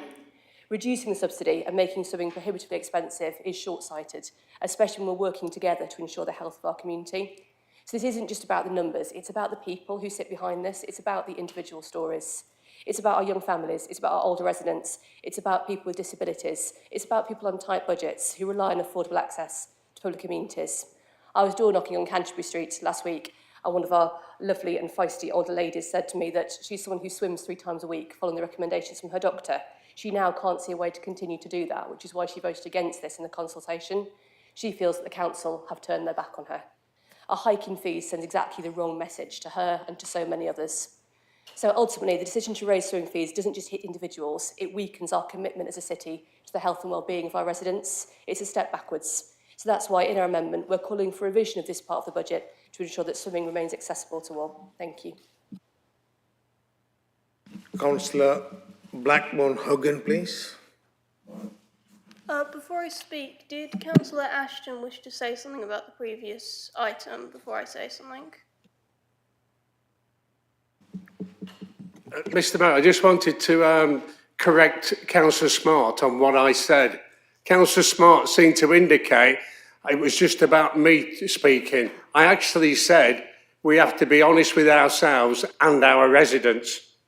And when we looked at what our residents said, when the question was, do you want the toilet closed, oppose or strongly oppose, 62% of our residents said they opposed or strongly opposed. So it wasn't me just saying, I want the toilets kept open. It was the fact myself and what the residents said, and that's why I was keen to point out, honest to myself and honest to the residents. Thank you, Mr. Mayor.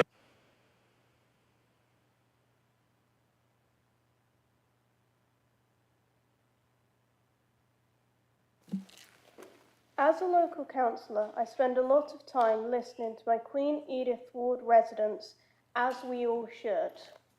A younger member from my local community spoke to me about the massive positive impact SOS has had through enforcement and by building an active community.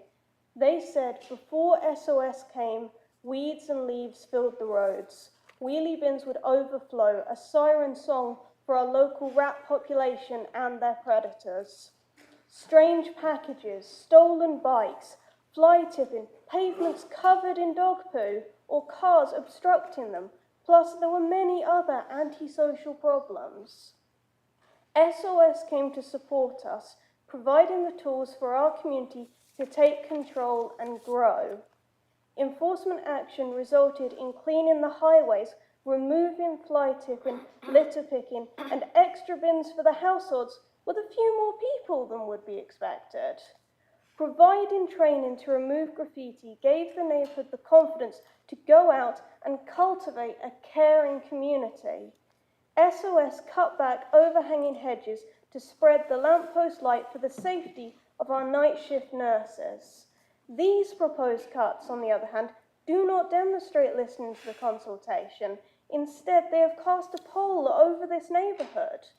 The young people ask, why lose officers with vast knowledge and experience of enforcement who have created a community where there was none? Why lose SOS neighbourhood connections and their support, which has led to active engagement? If these cuts go ahead, my residents fear their area will go on a spiral of decline. They ask, won't it cost more to fix it again? As one resident said, an ounce of prevention is worth a pound of cure. Another young person, Hope, chair of the Children's Committee, asks, please look in front of all of you. I was given 3 seeds, each with the potential to bloom. SOS supported my group to till the soil, fighting back the strangling vines. Don't let them return. Help us get these seeds to germinate and grow. Keep SOS leading on cleaning up our streets, developing active communities. Why not join in with SOS and see your seeds and communities grow?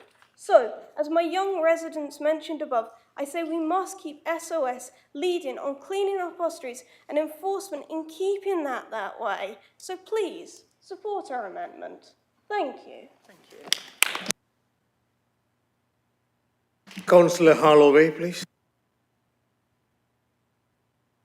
Thank you. I'd like to respond to some of the comments by Councillors Bick, Young and Payne regarding the swimming prices. So this, like all the other decisions, is not one we take lightly. It's not that we really want to put up swimming prices. It's not that we want to close toilets. It's not that we come in wanting to make any of these savings or to raise fees and charges significantly. However, as you have said many times, the Liberal Democrats and the Greens, in fact, have encouraged us to get on with making the savings that we need to make the council sustainable. We know swimming is extremely important to so many people in and around Cambridge as a way to keep fit, to keep healthy, and just as a way to have fun. But we also know these are really difficult times, and England has lost around 400 swimming pools since 2010 net, and that in a period when austerity policies have put enormous strains on council budgets. We're really fortunate here in Cambridge. We've got a fantastic set of swimming pools, but we want to keep it that way.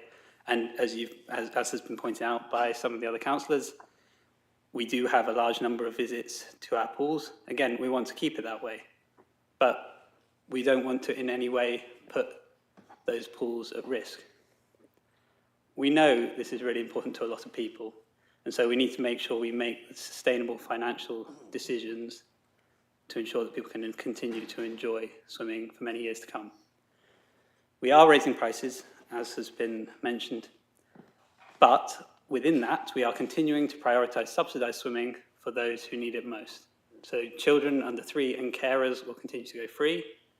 We will continue with 50% discounts for people with disabilities, people in receipt of means-tested benefits, and people over 65. A junior member will pay the same per swim next year as they're paying this year. That's £3.10 per swim. Children will still be able to swim for £1 before 10 a.m. on weekends and in holidays. And we're also continuing to invest significantly in our pools. So we recently spent £74,000 on Parkside pools to reduce chlorine and support decarbonisation. We're going to do the same at Abbey pools, so that's £63,000 we've allocated there just recently. £25,000 went recently to King's Hedges Learner Pool for new fitness equipment and something that's going to improve the swimming experience for those with special needs, some visual and audio equipment there. And I mean, Councillor Bick talking about do we prioritise the health and well-being of our residents? I just want to give him a few things that we are doing. We absolutely care about the health and well-being of our residents. In recent months, we've approved £835,000 of investment in 35 projects, improving local sports infrastructure within the city.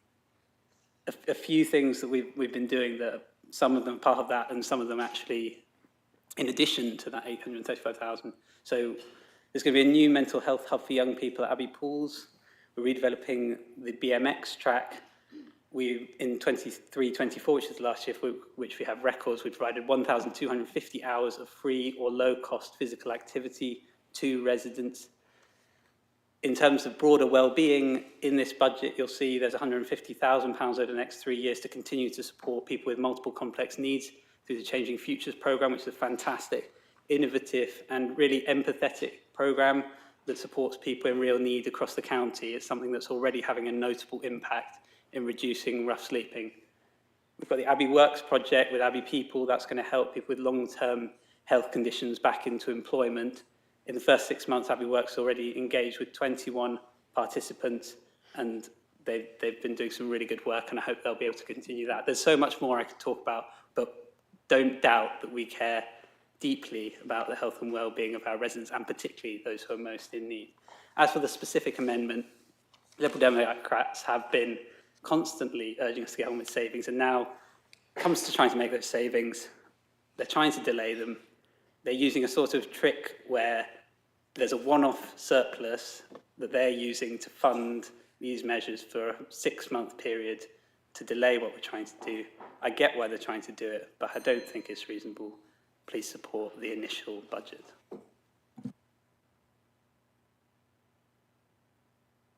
Councillor Wade, please. Thank you, Mayor. Thank you. So I'd like to carry on from where Councillor Holloway left and address some points, please.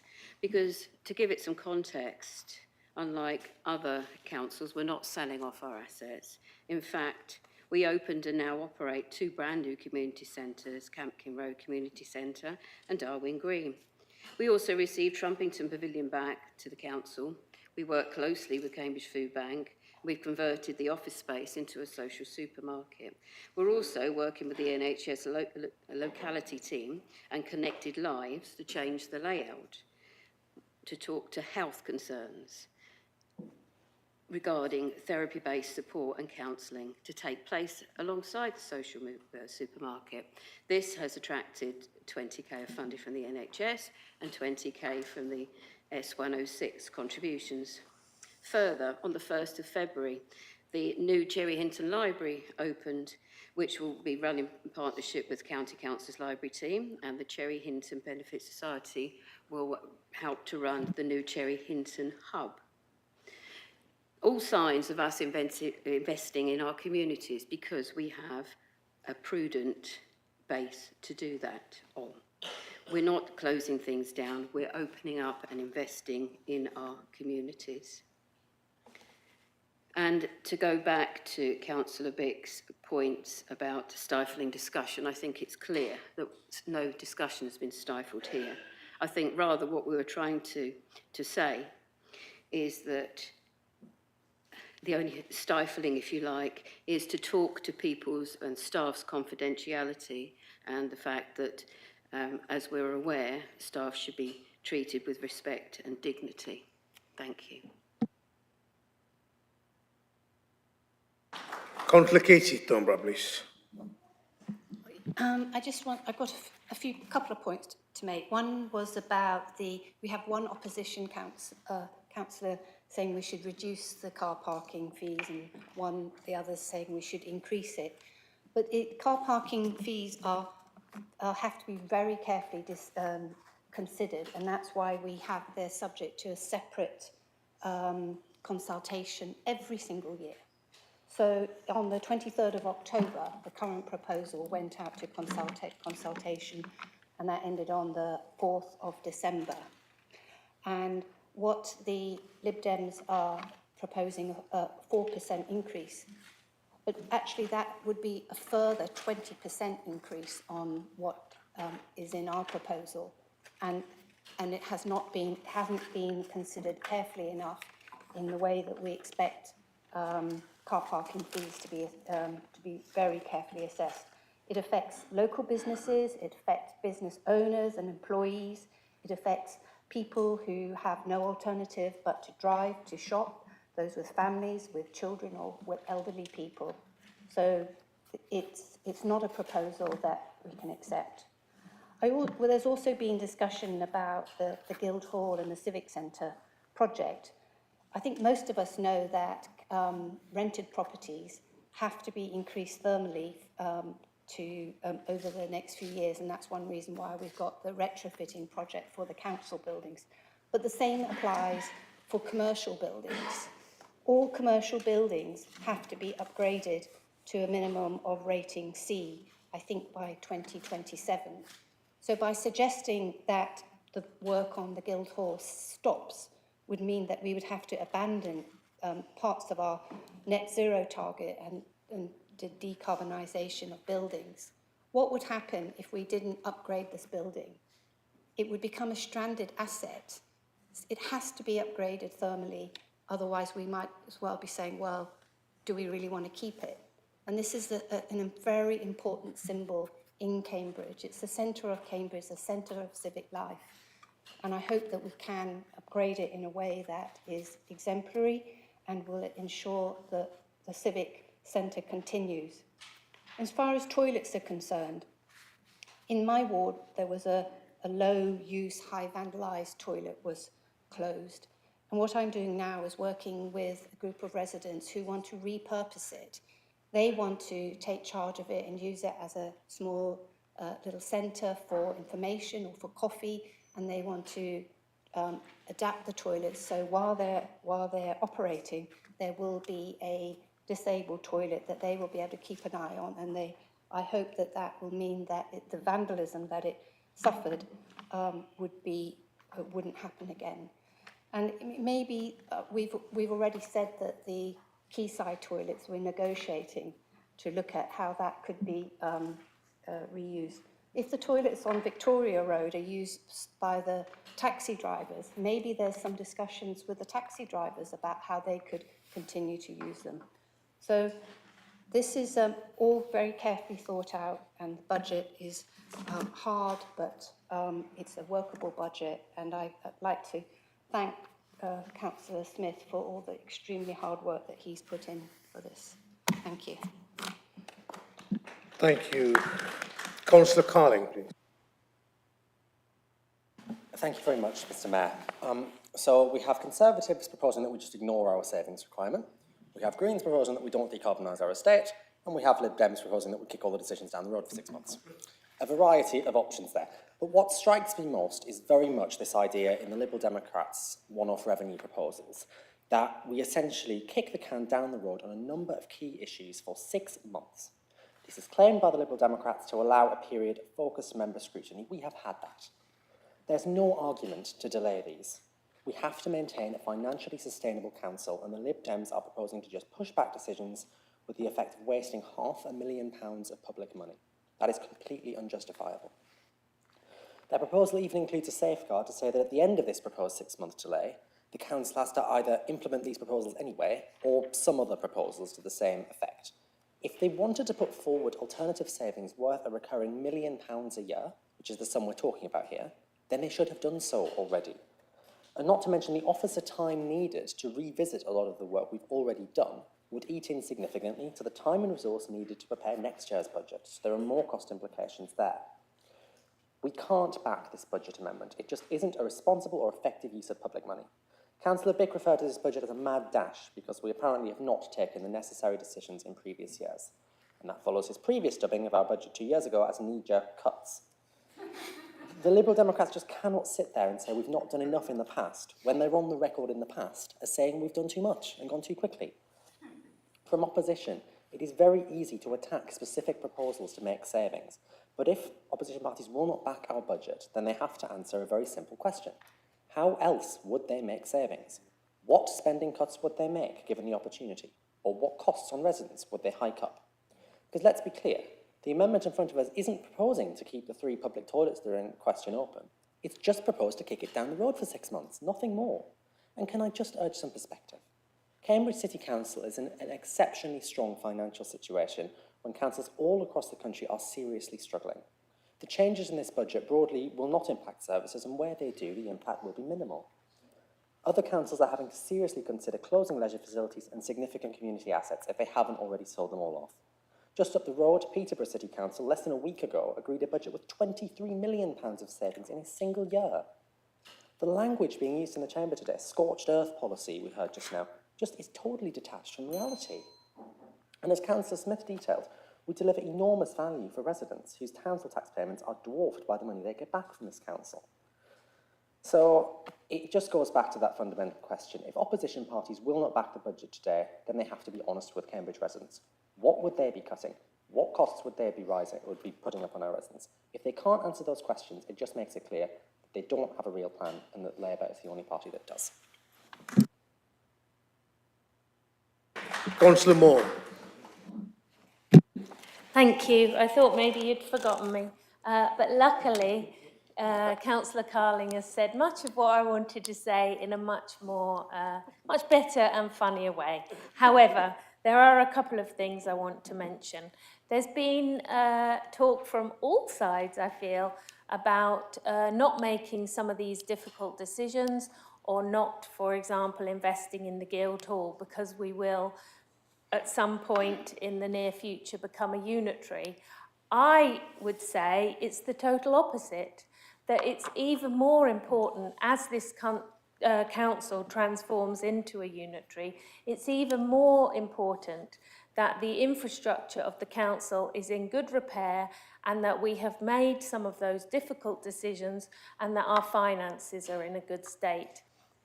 Because whoever is running it, on whatever geography, it will be the council for the people of Cambridge, and it will include adult services and children's services. So it's really important that we start that council on the right foot.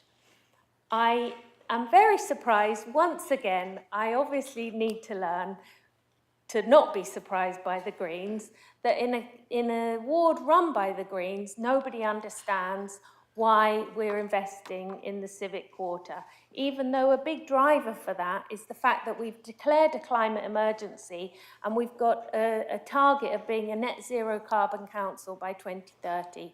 Again, whoever runs Cambridge on whatever geography, we still need those targets and we still need to decarbonise our buildings. Lastly, I'd just like to mention that, is this just the debate on the amendments or is it all rolled in the debate on, okay, just I've got a minor typo, but I'll mention that later. That's it then, thank you. Yeah, come to Councillor Pora, please. Mr. Mayor, just before you start the clock, may I just raise a point of information? I do know if anyone has read our budget amendment, anything referred to in Councillor Bick's speech is in item 1 and 3, approved by officers and signed off. So just to note that, if I may. I don't know, perhaps you didn't read it, but just addressing, I think, Councillor Davey and Councillor Wade's point. But thank you. If you didn't read it. Oh, you did, good. That's a relief. If I may start my speech, if that's okay. Thank you. So obviously I want to talk about our budget amendment, and I think I would urge you to support this. You know, Labour cuts are short-sighted. This won't save money. You know from years of Conservative cuts, that if you chip away at services, you reach a critical mass and things fail. As I said last time at council, it's like going to cutting all the dentists and then wondering why all your teeth fall out and it costs a fortune to repair. Just to pick up on the toilets, you know I can't resist that because it's important to me. And thank you so much, Councillor Ashton, for sharing his personal experience, which is really compelling. Midsummer Common toilets have low usage because you closed them partially last time. Parker's piece has a cafe in it, which generates revenue, and I would have thought you'd already considered how that could keep them open. And you saying that Quayside, you're going to talk to the punt operators. Why haven't you done that already? This is not considered. This is why we're asking for a pause, because Councillor Carling rightly says, we want to be responsible. We're not challenging every aspect of this budget. We're just picking up the things that the public raised and the fact that you're already going, oh, by the way, we can sort Quayside anyway. What are you doing bringing it to us now without having done that? So what I was going to talk about before I got distracted by toilets was the streets and open spaces and enforcement teams. They keep this city going. They're largely unseen. They're often unappreciated. Most people don't even know they're there unless you're out at 5:36 a.m. watching them clear up the rubbish. People can get around safely with them being there. People are not falling over on dog poo, and the toilets are open and clean. You've stripped away resources from enforcement for several years. You've closed toilets. But saying that there's evidence this doesn't affect you, I mean, my inbox, often on a Sunday morning, actually has pictures of actual human waste in people's gardens when the toilets are shut. And it can't, well, maybe it is just me, but I'm sure other people get that as well. There is evidence that this is damaging our city. If you don't deal with fly tipping, more fly tipping appears. That's generally acknowledged and well known. It becomes a site for antisocial behaviour. So I was going to say we're robbing Petra to pay Pauline because things like that tend to affect women in terms of safety in toilets, but actually, as Councillor Ashton rightly says, it affects everybody. Our amendment seeks to bring out this cut into the open for the 20% in resources, which was raised by Unison and in your Equalities Act impact, because we don't feel we've had proper scrutiny of this. I was at Strategy and Resources where we debated it at your request rather than at the executive. And people here want a high-quality public realm. We need to attract residents. We need businesses to make Cambridge their home. We want that. We need open public toilets. And we want you to investigate other funding streams for them. And we want public health with our swimming pools to be accessible to all our residents. Councillor Gilderdale and Councillor Moore have already covered my points on the Green Amendment and the Corn Exchange and the market, so I'll leave those there.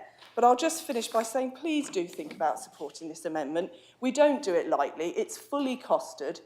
Even within the chamber, clearly public toilets are important, but so are the enforcement and the streets and open spaces, things that make our city beautiful, affordable, and a place where everybody wants to live and which we want to grow.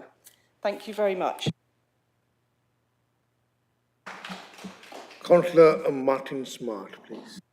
Yeah, my bit's already been said, but just on what Councillor Boyd just said, just for your information, Councillor Poor, I know it's in your ward, but the cafe isn't let at the moment on Parker's. Parker's Piece doesn't have a cafe at the moment. You're mistaken. It did have a cafe, but the lease has expired. But that's the point in terms of what Councillor Thornborough has said already. We could be looking at other options for those facilities, so we could let the place as a cafe again, including as having a toilet for the cafe that could be used for the public. All these things are options on the table going forward. Councillor Howard, please. Thank you, Mr. Mayor. I don't know about anyone else, but I am somewhat confused because the ruling group have repeatedly stated that we are, quote, one of the richest councils in the country. There's lots of money to go around, and yet, but with the same hand, you're saying that cuts need to be made and that Councillor Ashton's proposals can't be listened to directly. I would also like to back the statements from the Liberal Democrat group that I have a massive respect for Councillor Ashton for speaking against the rest of the party and others. I can tell that the way that your national party is going, you are going to feel increasingly sceptical about whether you're in the right party. And I am seeing smirks on the faces of the MP in the room, who finally has resigned. Congratulations for resigning, Councillor MP Carling. or given your notice, whatever is appropriate.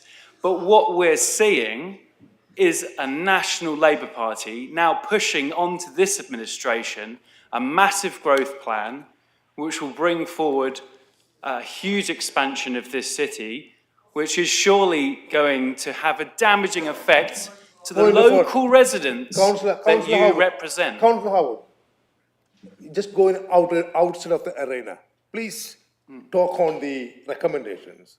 Yeah. If you want to invite someone from the other party, if we, please go home given and that we invite live them. in one of the most unequal cities in the UK, and given that you have stated that there is plenty of funds available, why would we choose to do this building first and not properly retrofit the council homes that my colleague, Councillor Tong, has repeatedly pointed out are full of condensation, damp and mould?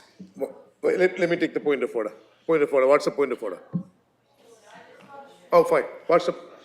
No, oh, fine. Yeah, please, sorry. So you're supposed to be the Labour Party. The last time I checked, the Labour Party was a progressive party. I don't think it is anymore. An activist from the Green Party sent me this link earlier, concerned about protecting our borders with the white cliffs on it. This is disgusting. How can you be still in this party? There is a better way. There is a better way, and it's to vote Green. So for people listening at home, please consider that at the ballot box in May. That's right. Yeah.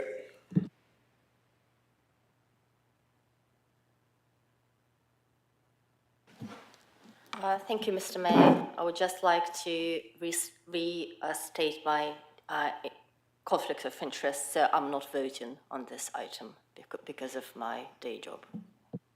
Councillor Nesta, please. Thank you. Just wanted to say I'm a trustee of the Museum of Cambridge. I know it has come up before, so I just wanted to mention it. And briefly to emphasize what my colleagues have said as well, put everything into perspective. We're not talking about closing libraries or closing swimming pools or selling assets. We're talking about having a prudent budget that we can move forward and invest in our people in our city. We're not talking about sorry, I just need to get my head clear again. We're not talking about not doing anything with what we have. We're trying to do the best for our residents. And if that means cutting certain things because we have to and we must, it is on the balance is much better than cutting everything else we have. Thank you. And for Councillor Hossain, we are on a climate emergency. Having cars driving around, polluting the air is not the way forward.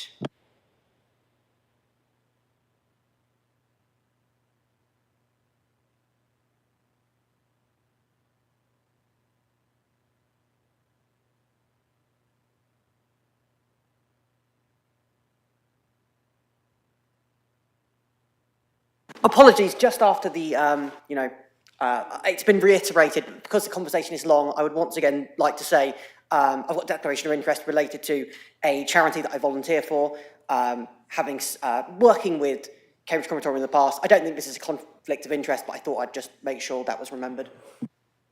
More.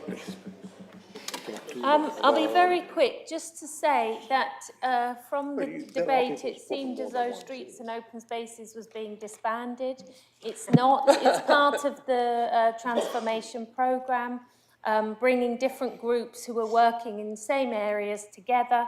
For example, we're proposing the same thing for retrofit. We've got a great team working on our council homes, and then we've got another fantastic team working to promote and enable retrofitting of other homes across the city.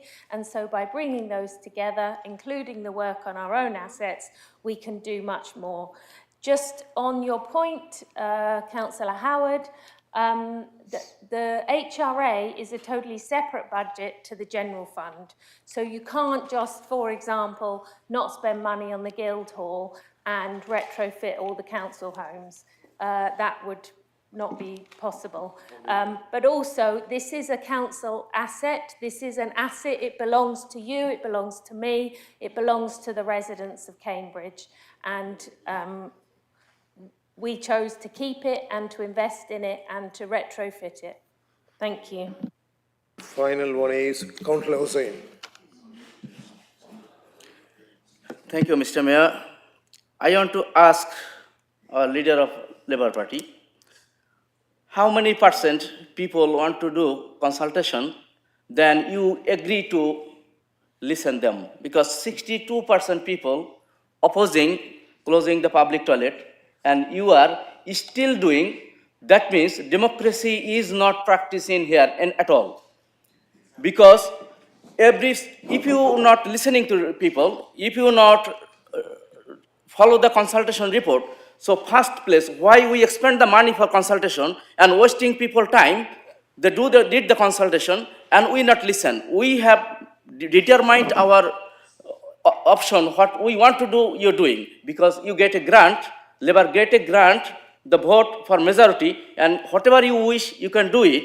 But people are listening now, they're watching now. There are 62% people voice must be heard in this chamber. Thank you. Hope that's the end. Mr. Mayor, Mr. Mayor, Councillor Hussain asked if I would respond to, as a courtesy, Councillor Smith to respond on my behalf.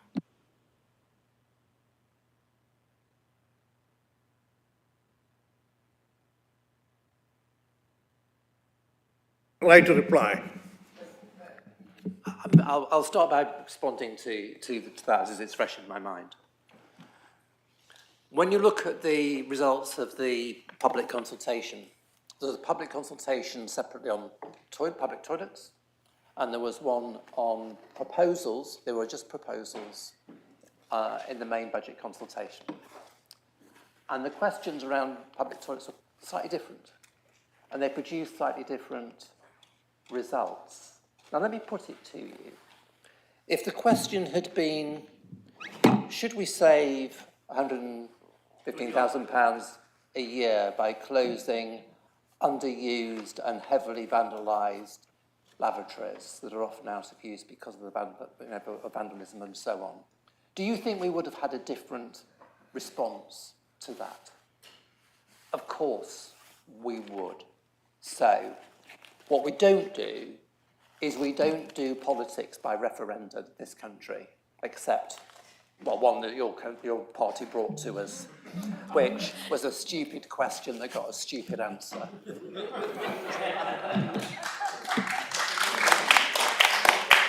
Let's end on a high. I just have to get that off my chest. So, I'm going to be as quick as I can, Councillor Bagent, but I do have to respond to the opposition comments. Don't let's the Democrat coalition that started austerity. And I read in Private Eye recently that at least one of your councillors had forgotten that. But we won't forget that. Your party wanted austerity. And now you're complaining about the cost of public services, because it's now hit us. Councillor Bick, you said we've been talking and not doing for 10 years. That these was a mad dash for cuts or savings without due discussion and consideration. Well, I think this 10 years of talking does imply discussion and consideration. But did you know that from 2019 to 2020, those four or 5 years, we made £11.7 million in savings to accommodate £8 million in unavoidable spending pressures? Who knew? You clearly didn't. We've been doing it for quite a long time, but I'm disappointed, actually, that the opposition actually haven't picked up that we're going to make £4.9 million in savings with actually minimal, as Councillor Carling said, minimal impact on frontline services. It is a remarkable budget package that's been made possible by our investment in transformation and the ingenuity of our senior leadership team and our finance team, who I want to thank. We're very grateful for the work that they've done, and my colleagues in group. We've been working so hard to put all of this together. It's been a very difficult process to reach consensus, but we've done it. We've delivered, and we've delivered because we take responsibility. We take the hard decisions. And when you talk about public responses being ignored, at the same time, you've got to recognise we had to make the savings. We can't be all things to all people with a limited budget. And I think there's been a loss of perspective as well in all this discussion, because it's all boiled down to 3 lavatories, for goodness sake. 3 lavatories out of a £68 million budget. What's wrong with you? When we're considering all the things that we keep going in this council, it's remarkable that we have this breadth and richness of our public services, but we still have to balance the budget. There's no magic money. Councillor Bick was complaining about lack of scrutiny. And yet our governance review offers a prospect of stronger role for scrutiny. But Councillor Bick wants to retain the existing governance regime, which the Liberal Democrats introduced, and offers weaker scrutiny. When we look at all the dire things that you are saying is going to happen on our city, we will monitor the impact. We'll monitor the impact on take-up on swimming, impact on parking, and we will review and change and adapt. That's what we do. But when it comes to it, the criticisms have only offered marginal changes to the budget that implies implicit support for 99% of our budget proposals. Thank you, Mr. Chair. I commend this budget to the Council. Thank you. We now go to the vote on Liberal Democrats budget amendments. The voting starts. Mr. Mayor, could I ask at some point for a vote in parts, please? What are we doing? Do you want me to say which part now? So we're voting for the amendment, right? Yes. Apologies, fair, Mr. isn't it? Sorry, leave it to me. Are we voting for the Liberal Democrat amendment this time? Yeah? Yes. Mr. Mayor, could we have a vote on the item in relation to public toilets, number 5 in the amendment, please?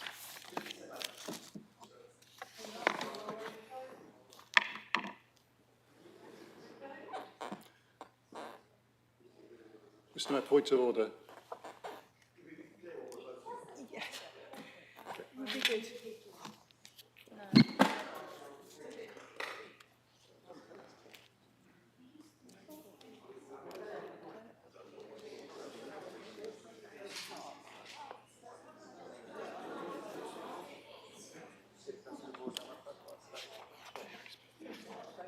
This is a procedure we go through every year. It's obviously not.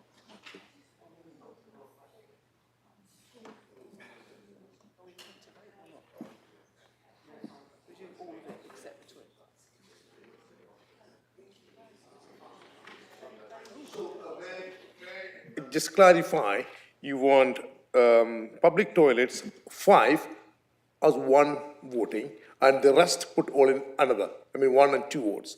Is that right? Just clarify.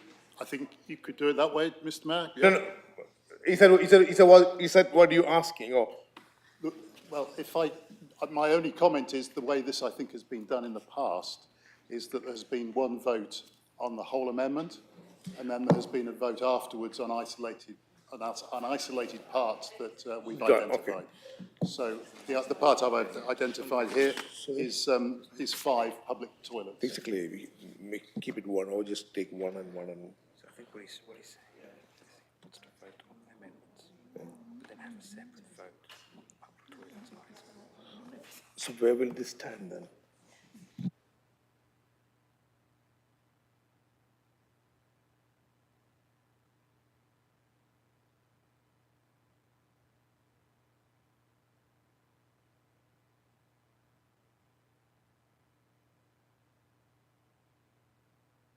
Yeah, now just make this clear.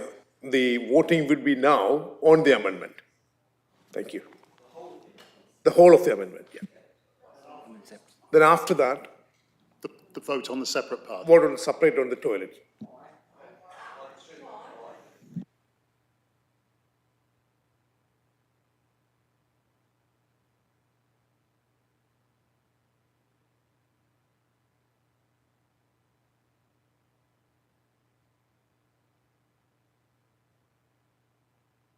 See, what I have decided after taking advice, amendment as a whole, and then the recommendation as a whole.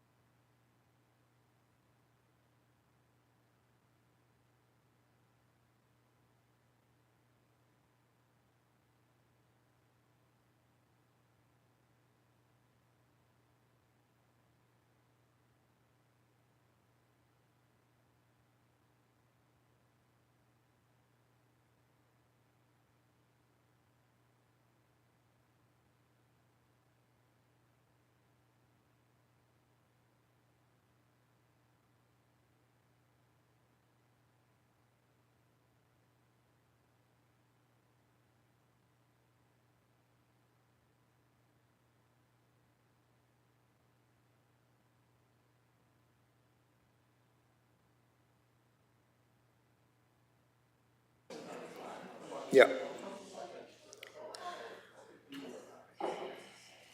can, let me clarify this. We will have a voting on amendment, and then we'll have a separate voting on the item number 5 on public toilet. The rule allows us to do that. And once that is done, then we will go to the recommendation as it is, as the proposal by the ruling group. Am I making sense? No. No, what? Chair, if we vote down the whole thing, then what's the point in voting on the individuals? Yeah. Yeah, if we voted on the individuals first and then voted on the whole thing, that makes logical sense. But it doesn't make sense at all to vote the whole thing down. Sorry, am I interrupting you?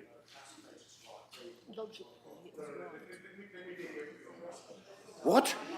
He's heard what you said. I withdraw everything.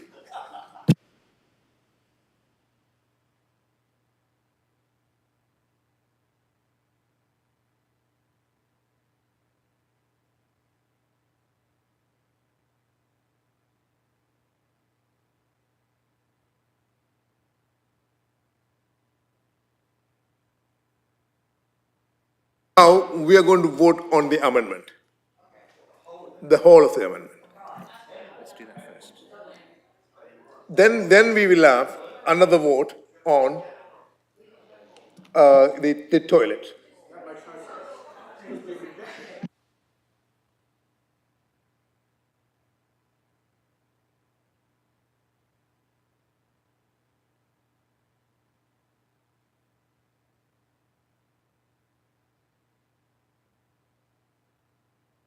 Going to go ahead. Can we just clean the slate? Can you just, I don't know what it is. Can you just clean it? Right? Just start from afresh. Can we not do it? Yeah, okay. Thank you. So now the vote on amendment as a whole. We've done that also.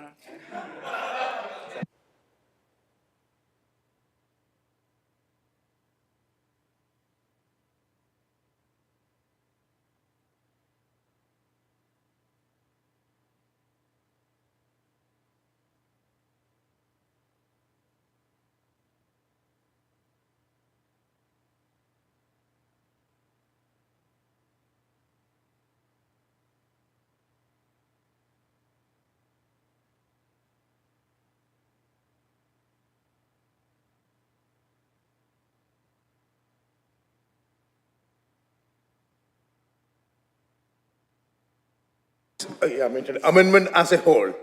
Amendment as a whole. Is it clear?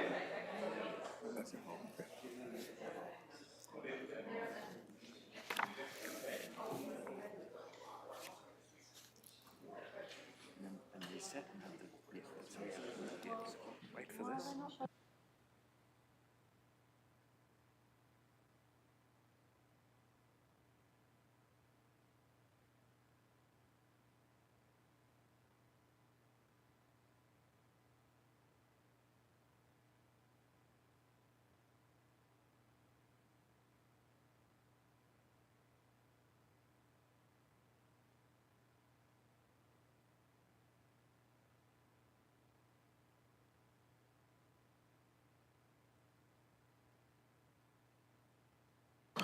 The amendment as a whole has been rejected.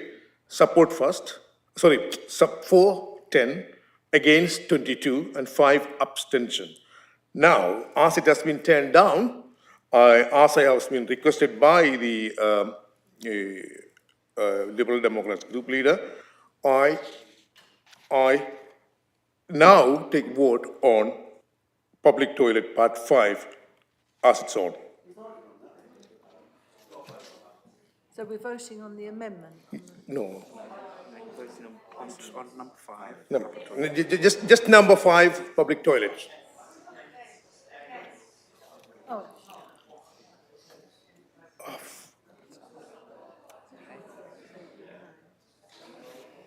don't think so. I think if you just Okay. But they think they're voting, no, but they think we're voting on the amendment, and I think. No, I haven't done it, That's what confused me. You need to do yours, Yeah. Yeah, it's okay. Which way you want to vote. Yeah. Okay, now you're going to read out the vote on number 5, the budget amendment number 5 from the Lib Dems. So now the results are on the item number 5 is in support 15 and against 21, 1 abstention.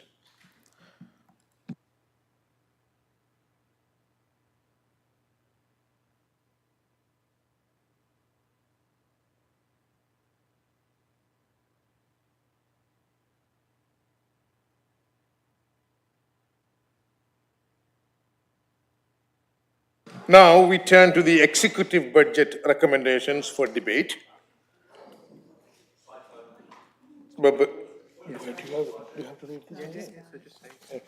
Members will note that Appendix 1, subsection 2 to the report contains exempt information.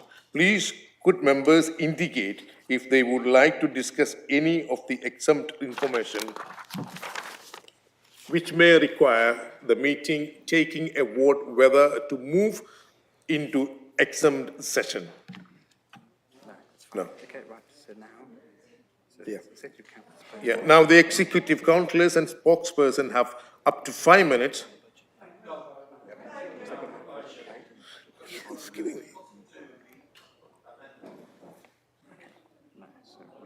So we're getting now.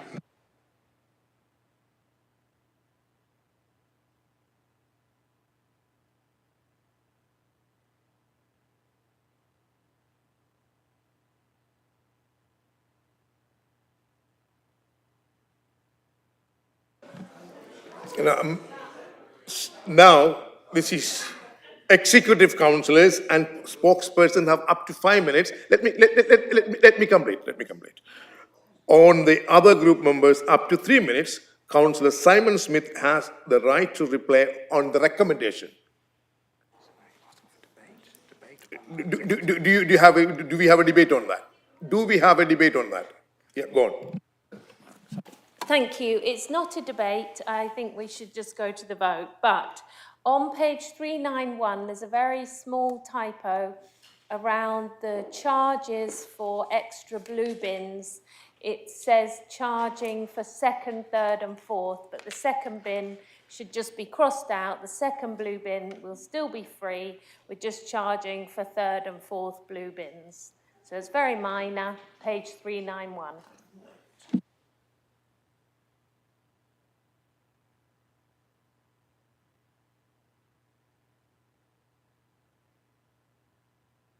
Me just double check there are no debates on this.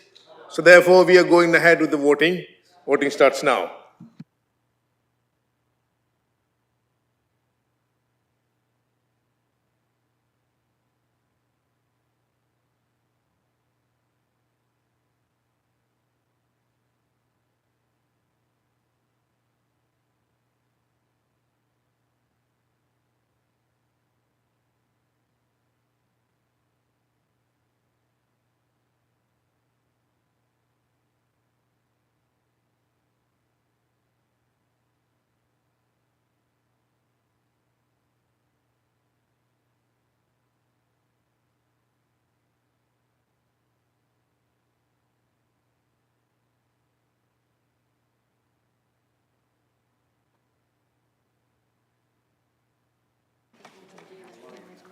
Over to you, sir. Thank you very much, Mr. Mayor. Bearing in mind the time, I would like to make a proposal that we deal with 7A, B and C, not have a break, and then close the meeting when we've done that, and then bring back the motions and the questions at our meeting in March the 17th. Because the reason for this is quite simple. There are a number of people in this room who are working tomorrow. It's a Monday night. If we carry on, it'll be past midnight. I feel that's completely inappropriate for those people who look after particularly children as well as work. I just think it's wrong, and we need to show some sort of respect for those people that are doing a day job, as well as those of us who are lucky enough not to. So I would ask, therefore, Baiju, and if necessary, ask for a vote, that we finish the meeting after we've dealt with 7A, B and C. Thank you very much. Mayor, may I second that suggestion?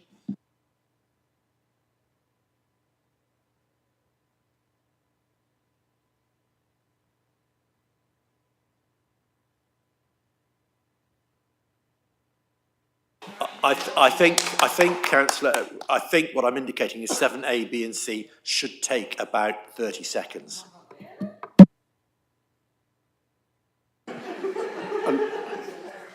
You can't go to the toilet, Martin, shut them all.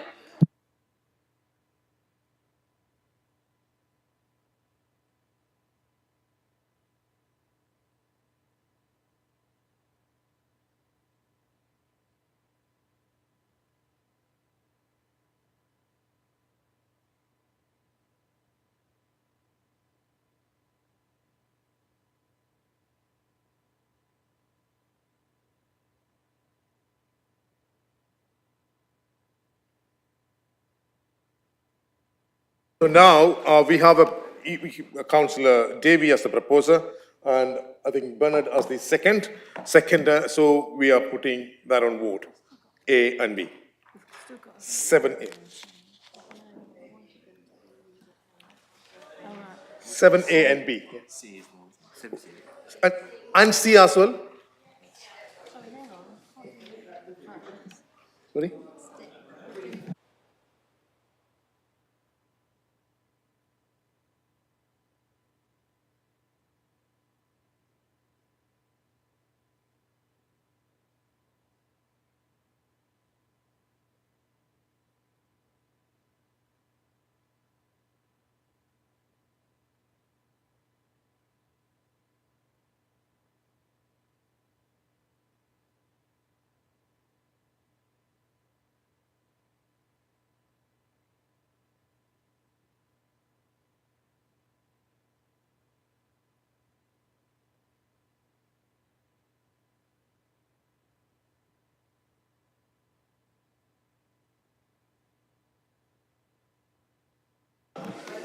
Okay, now we are voting on 7A, B, and C, and close the meeting.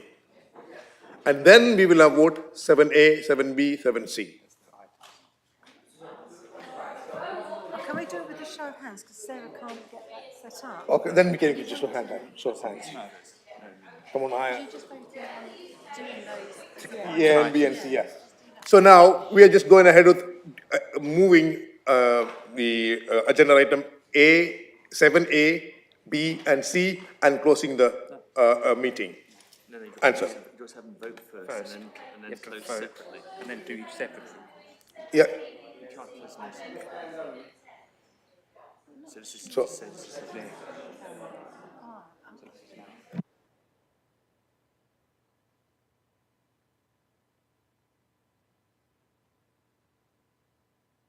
Survey, is it clear? How I made it clear? Okay, thank you. All right.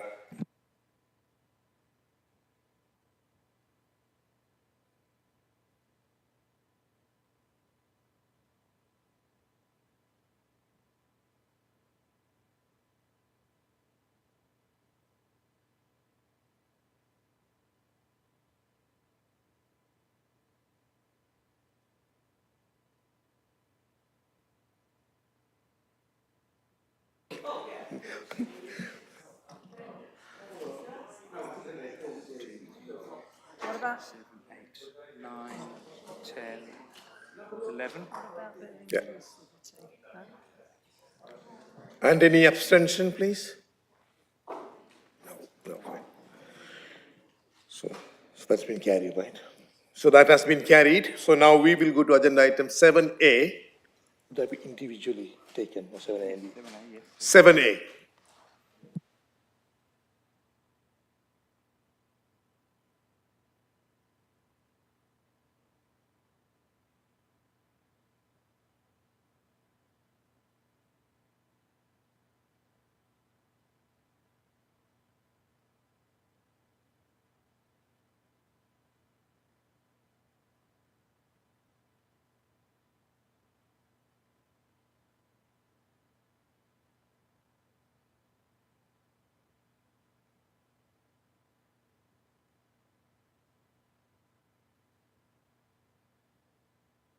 in support 37, and against 1, and 0 abstention, sorry.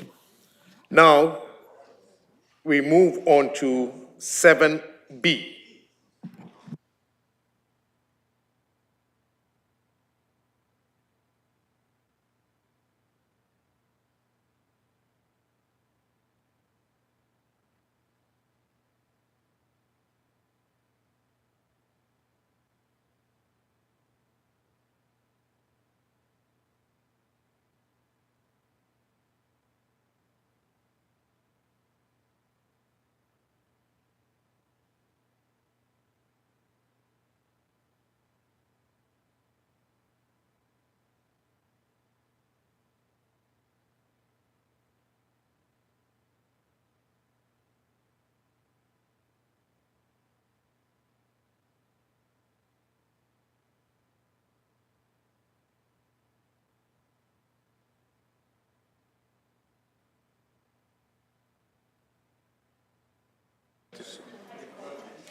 Is voting on item number 7B.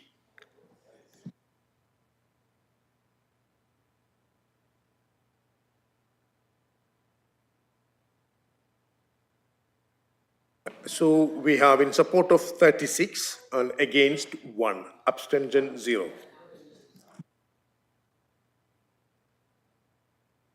Now we are moving on to the agenda item, sorry.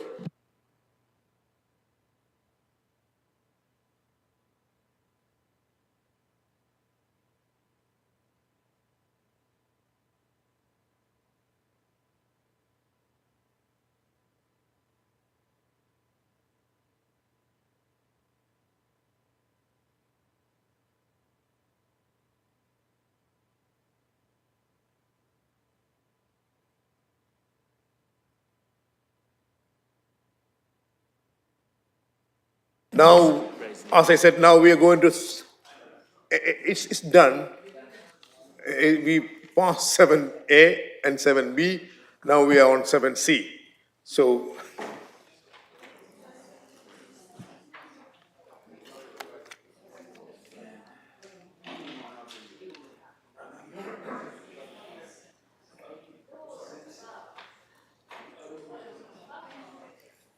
$34, $36, not $35, $37. 38? It's unanimous. Yes, yeah. So, it's been moved unanimously, 38. No abstention, no one against. That concludes the meeting.